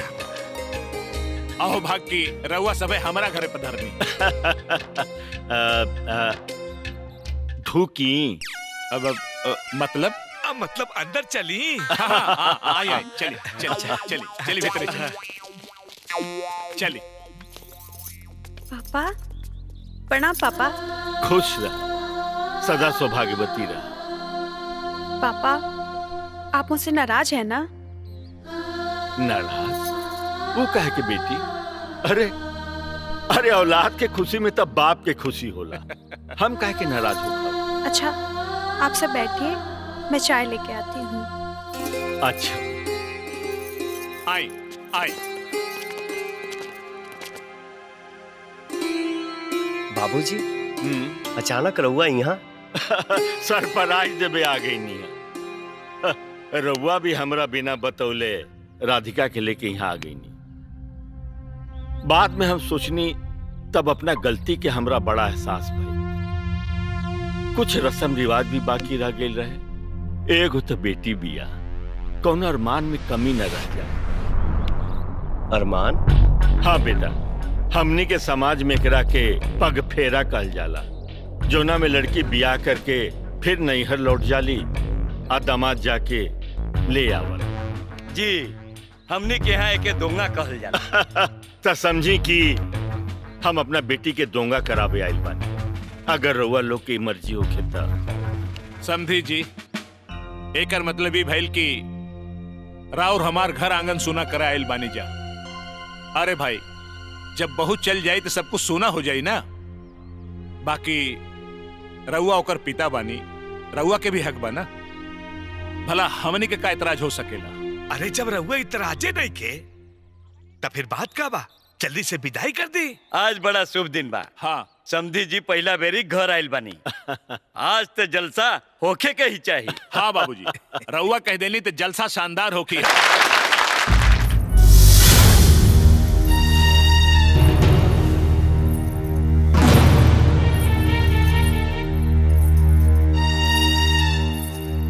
हमार करेजा, इतना टेंशन में गए बाड़ू? अरे तोहके तो आज और खुश होके के चाहिए।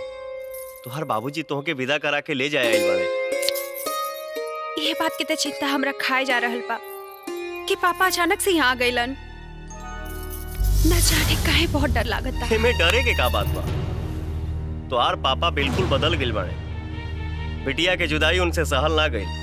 देखलू है ना, शहरी से गंवाई बन गइले और हमनी के भाषा भी सीख लेलन। कुछ भी हो, हमरो के छोड़ के कहीं न जाए। हम कुछ दिन बाद मुंबई आके तोहके ले आइब ना। नहीं, रोहा हमरा संगे चलब तबे हम जाए, ना तो ना।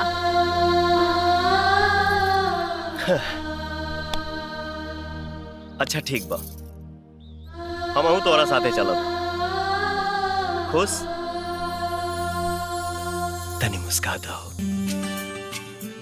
काहे कि तू जब मुस्कालू ना तो ऐसा लागेला जैसे गरीब के झोपड़ी में ललटीन जर गई होगी।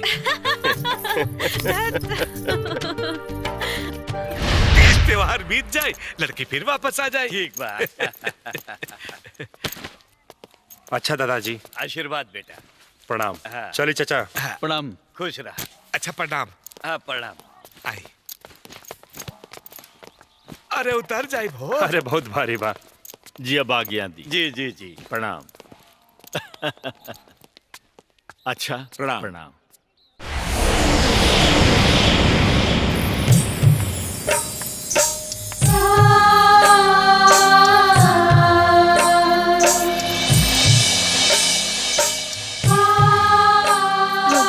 रहुआ जल्दी आई है।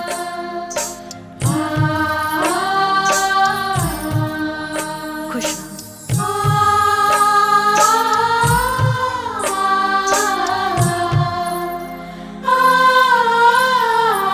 सदा सुहागन रह बहू। सदा सुखी रह बहू।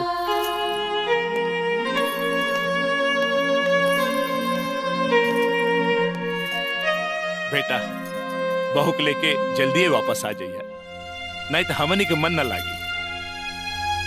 जी बाबूजी, हमनी के बहुत जल्दी वापस आइब जा। हाँ बेटा। खुश रहा, जल्दी आई है। चल।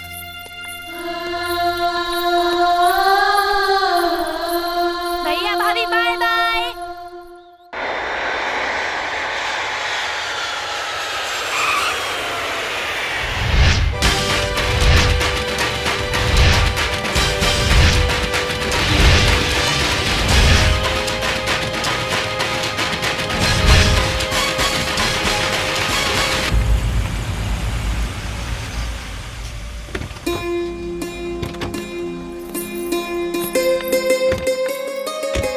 आओ बेटा आओ।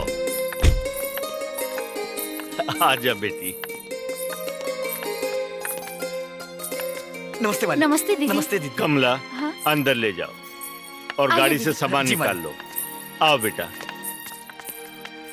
राजा बेटा, अरे हम तुम्हारे गांव गए, तुम्हारे माता पिताजी ने बड़ा आदर सत्कार किया। हमको पहली बार पता चला कि शहर से अलग एक दुनिया भी है, लेकिन तुमने जो किया वो अच्छा नहीं किया।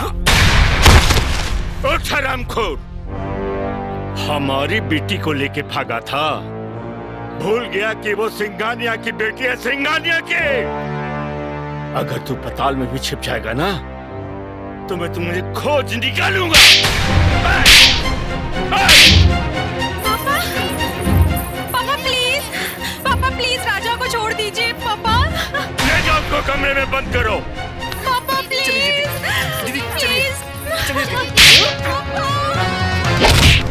पापा प्लीज राजा को मत मारिए पापा।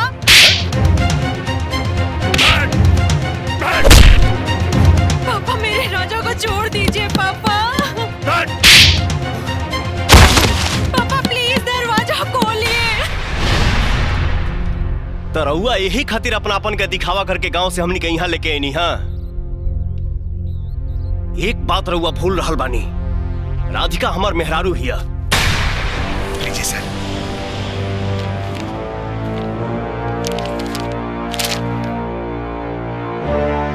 चुपचाप तलाक के इस पेपर पर दस्तखत करो और दफा हो जाओ यहाँ से, वरना यहाँ से तू नहीं तेरी अर्थी जाएगी।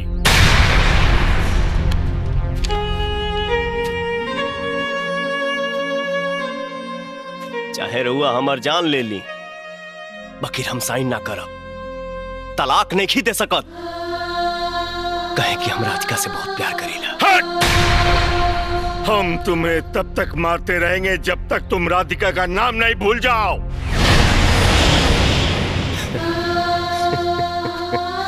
सिंघानिया साहब, भोजपुरिया जवान है, जियल भूल सकीला, लेकिन ओकरा के नहीं भुला सकत जेकरा संगे जिए मरे के कसम कइले बानी। प्यार कइले बानी, कोनो चोरी ना। सिंघानिया साहब, मारे के बाद तो दिल पर गोली मारी, दिल पे।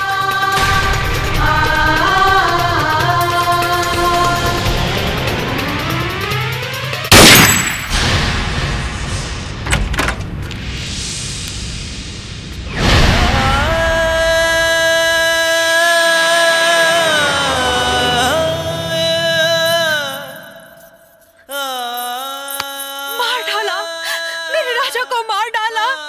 अब कातिल है कातिल, मुझे भी मार डालिए। राजा जिंदा, मैंने हवा में गोली चलाई थी। और ये लो डाइवोर्स पेपर, इस पर दस्तखत करो। नहीं, मुझे मार डालिए, लेकिन मैं इस पेपर पे साइन नहीं करूंगी। मैं राजा के बिना नहीं जी सकती। तो राजा के साथ रह कभी तुम जिंदा नहीं रह सकती। इस पेपर पर दस्तखत कर दो, वरना हम तुम्हें नहीं, हम राजा को गोली मार देंगे।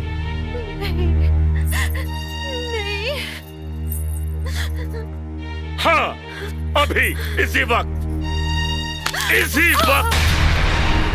हम राजा के हाथ पैर बांध कर लोकल ट्रेन के आगे फेंक देंगे, जहाँ हर 5 मिनट पर एक ट्रेन गुजरती है। और इस तरह से समझ लो कि 1 घंटे में उसकी लाश के इतने टुकड़े हो जाएंगे कि पुलिस को भी पता नहीं चलेगा कि कौन सा टुकड़ा उसके शरीर के किस हिस्से का है। और तुम्हें अच्छी तरह मालूम है, तुम्हें अच्छी तरह मालूम है, ये काम हम बहुत आसानी से कर सकते हैं। चलो। शाबाश। और अब इस कागज पर अपने साथ साथ राजा के भी दस्तखत करवा कर ले आओ।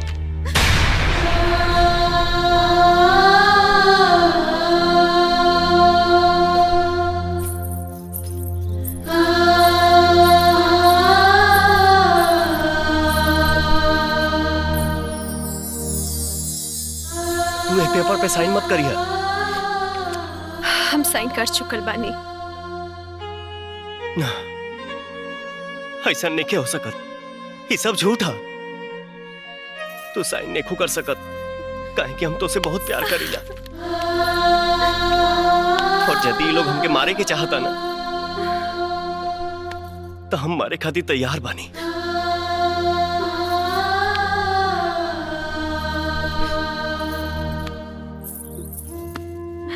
राहुल विधवा बनके जीते जी मरला से तो अच्छा बा कि हम रउआ से दूर रह के मर मर के जिंदा रही।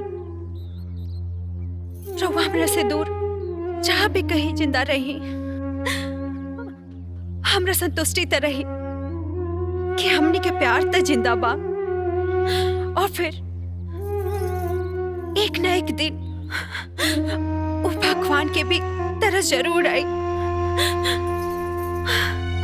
और आपने के मिलन जरूर हुई।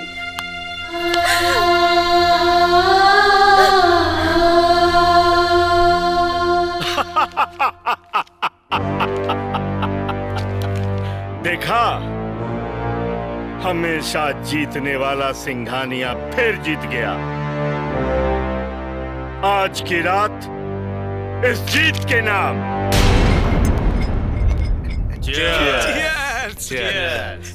मुबारक हो सिंघानिया साहब, आपने अपनी बेटी का तलाक करवाकर पार्टी की छवि को खराब होने से बचा लिया। अगर ये तलाक नहीं होता तो अपोजिशन वाले इसे मुद्दा बना सकते थे। ठीक कहा। सिर्फ जाम ही टकराना है या फिर कुछ और भी बंदोबस्त है? अरे आपके परेशान हुए के कोनो जरूरत नहीं है साहब। ई खुशी के मौके के खातिर हम 2 गो बनारस से आइटम बम ले आइल बानी। सामई रंगीन बाटे, मौसम हसीन बाटे, गर्दा उड़ा देव महफिल में, धीरे से उठाई बचे छटकी घघरिया, गर्मी चढ़ा देव सबके दिल में।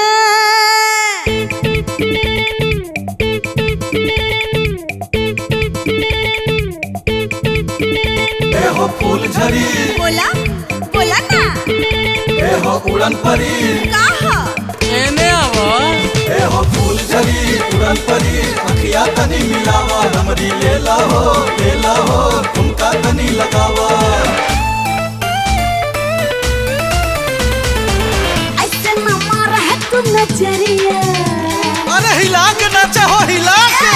ऐसे न मारा है तू नजरिया, अटरिया हिल जाई हो।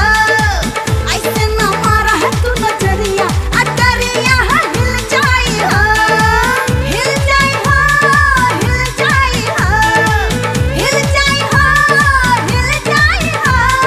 छुआ बाजे पतहरी कमरिया, नाचा नाचा, छुआ बाजे पतहरी कमरिया, बिजुरिया गिर जाई हो। ऐसे न मारा तू नजरिया, अटरिया हिल जाई हो।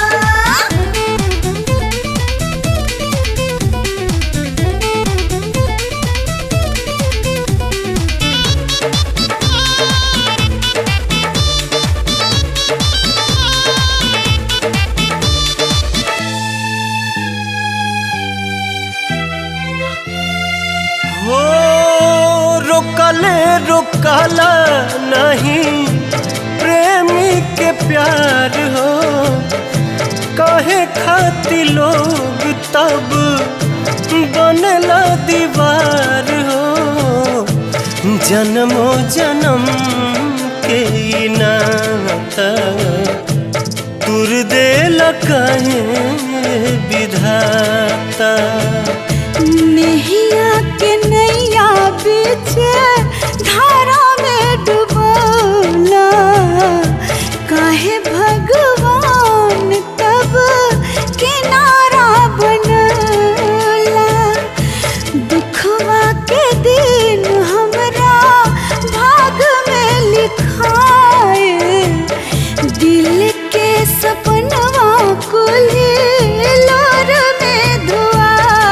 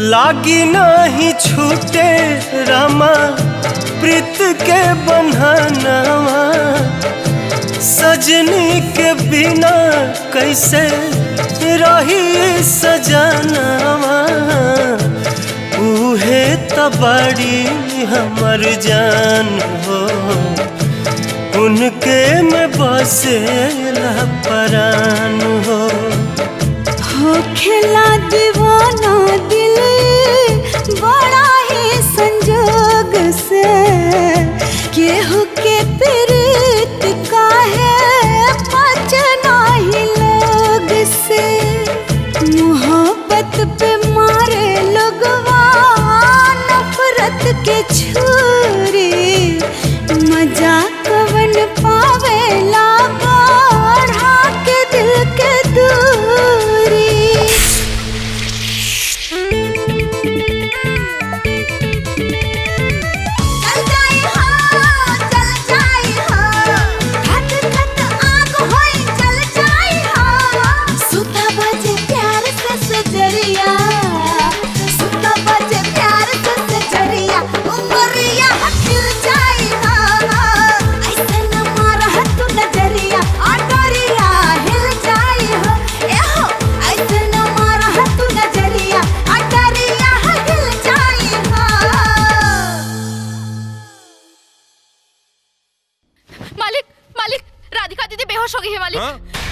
विजय डॉक्टर को फोन लगा। Hello doctor.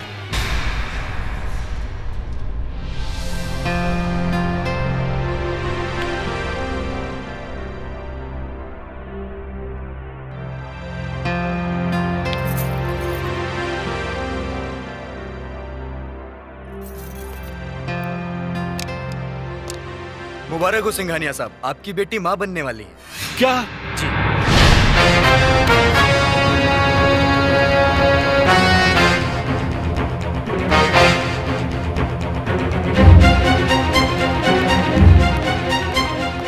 अब क्या होगा पापा? मेरा दिमाग काम नहीं कर रहा है। ये बात अगर बाहर फैल गई तो बड़ी बदनामी होगी और इस बार इलेक्शन भी लड़ना है। विरोधी इसको मुद्दा बना देंगे। आखिर क्या किया जाए पापा? अब तो एक ही रास्ता है, एबॉर्शन। नहीं नहीं, ये मेरे राजा की निशानी है, इसे मुझसे कोई नहीं छीन सकता। अगर आप लोगों ने जबरदस्ती की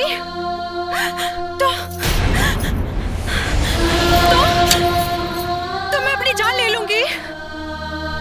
हाँ मैं जान ले लूंगी। नहीं नहीं नहीं बेटा, नहीं बेटा, ऐसा मत करना। क्यों?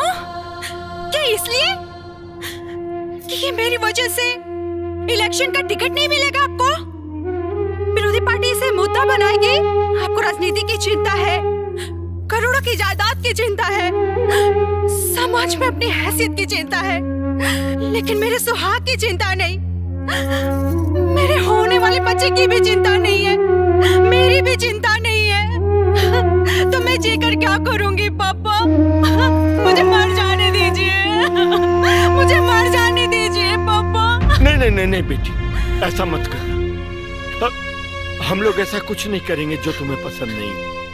हाँ बेटी, ऐसा कुछ नहीं करेंगे।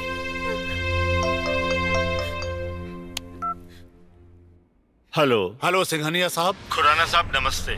नमस्ते सिंघानिया साहब, आप इसी वक्त पार्टी के हेड ऑफिस में आ जाइए। अभी? जी हाँ अभी। लेकिन आपका आना बहुत जरूरी है सिंघानिया साहब, क्योंकि इलेक्शन का टिकट का बंटवारा करना बहुत जरूरी है। जल्दी आइए। लेकिन प्लीज कम सून। ठीक है, आता हूं। Thank you.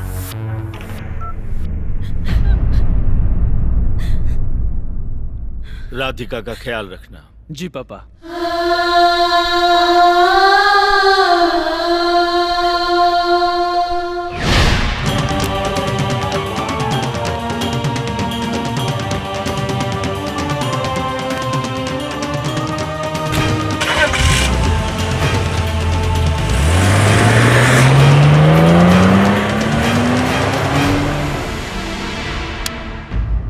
घड़ी दो घड़ी के साथ रहे,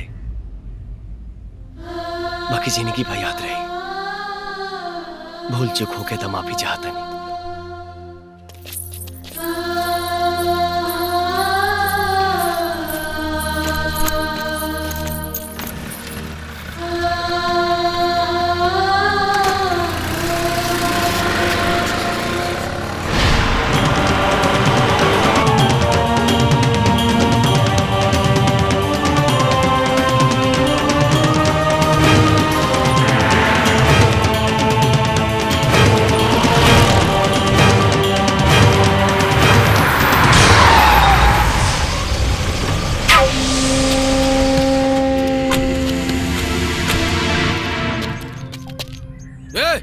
बाहर निकल, ना तो यक्का गोली में तोर मिजाज टनटना जाई।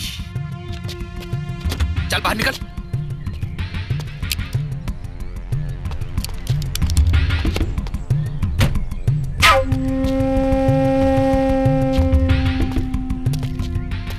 सरजू यादव नाम है हमार।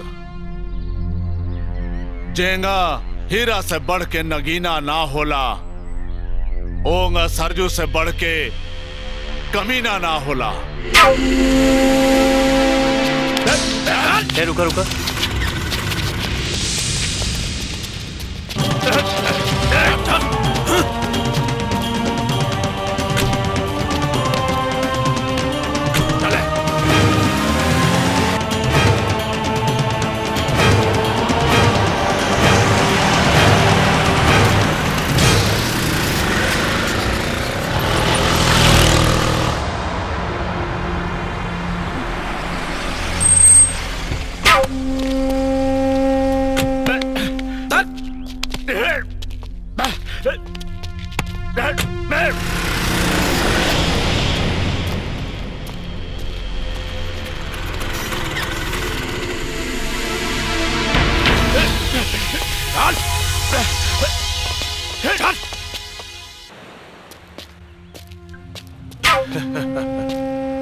सिंघानिया, आज हम तुम्हारी ऐसा सेवा करेंगे कि तुहार मिजाज टनटना जाएगा।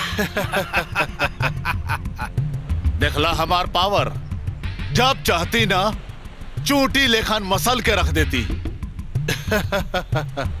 सरजू यादव नाम है हमार, सरजू यादव। भैया छक छो गोली डाल दी क्या खोपड़ी में? ना, अभी ना, अभी तो एकरा बेटा से 10 खोखा वसूले के बाद बोले तो 10 करोड़। ओकरा बाद एक ऐसन हाल करब कि जिंदगी भर एकरा दूसरा के हाथ के जरूरत पड़ी, खाए खातिर भी आ धोए खातिर भी। भैया एक हाथ दूर काट दे। काट दे, काट।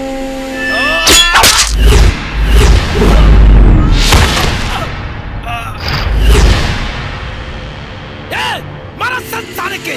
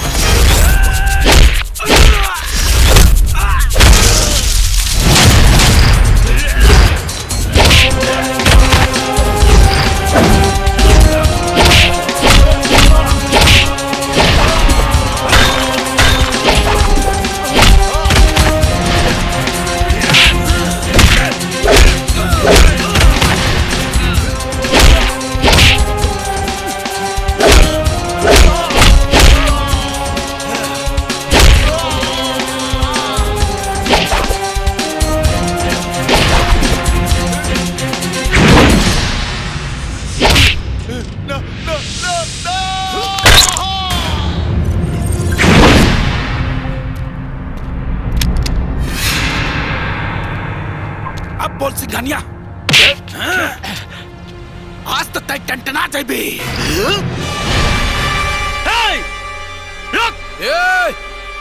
तू आगे मत बढ़िए, नहीं तो आज तू भी टंटना जाबे।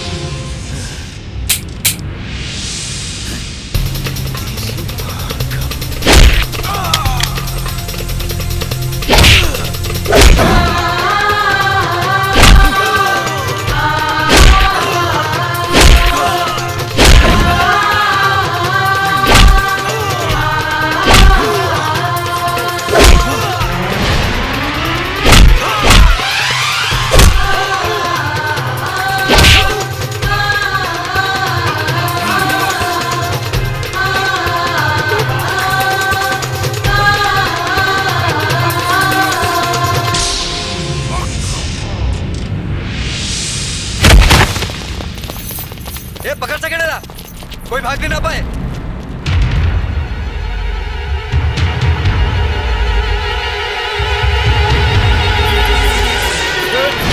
राजा राजा राजा जल्दी हॉस्पिटल ले चलो, जल्दी।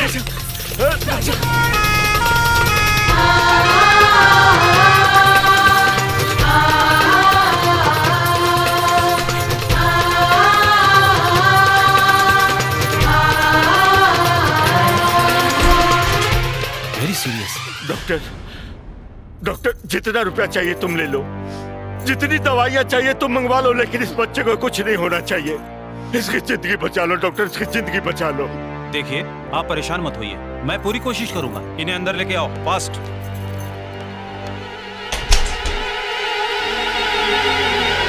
राजा राजा राजा, पापा पापा, राजा को क्या हुआ पापा? राजा को कुछ नहीं तो होगा। है। हाँ वो ठीक हो जाएगा पापा प्लीज। घबराओ मत, राजा को कुछ नहीं होगा, वो ठीक हो जाएगा। खून बहुत बह चुका है और पेशेंट की बॉडी में ब्लड की बहुत कमी है।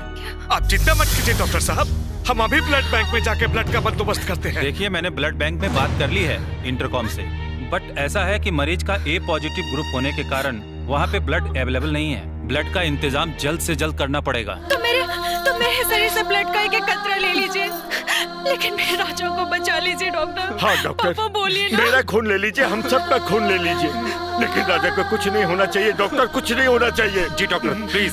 हाँ डॉक्टर। सिस्टर इन लोगों का ब्लड टेस्ट करो। आप सब मेरे साथ आइए।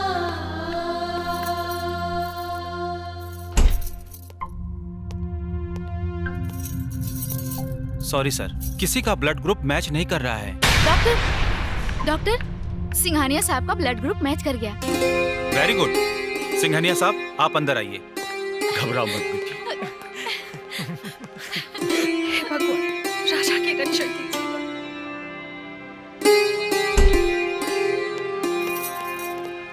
मुबारक हो, ऑपरेशन कामयाब रहा। अब डरने की बात नहीं है।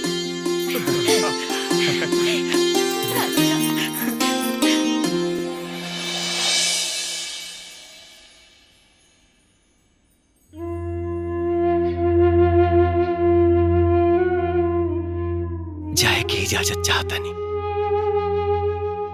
लेकिन जाए से पहले कुछ कहा। भगवान सबके एक जैसन बनौले बाणे, लेकिन इंसान आपस में एक दूसरे के नाम दे देले बा। हिंदू, मुस्लिम, सिख, ईसाई, मराठी, बिहारी, गुजराती, पंजाबी, अरे सबके सीना में एक ही जैसन दिल बा।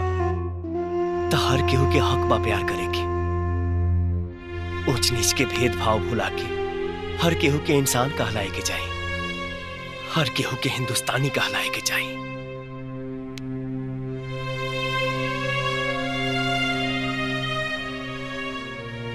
हमके लागत है कि हमार भाषण कुछ लंबा हो गई। खैर, गलती सलती होके तो माफी चाहता नहीं। राजा,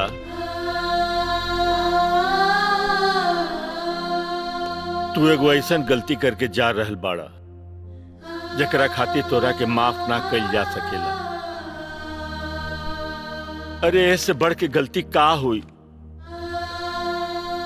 कि अरे तू अपना मेहरारू के छोड़ के जा रहल बाड़ा। राजा, अरे तू तो हमारा आंख खोल देला। अब चाहे सौंसे दुनिया हमार दुश्मन हो जाए, अके हम तोरा के अकेले ना जाए दे, अकेले ना जाए दे। अरे तू तो ई घर के दामाद बाड़ा और ई घर के दामाद रहबा, हमेशा रहबा।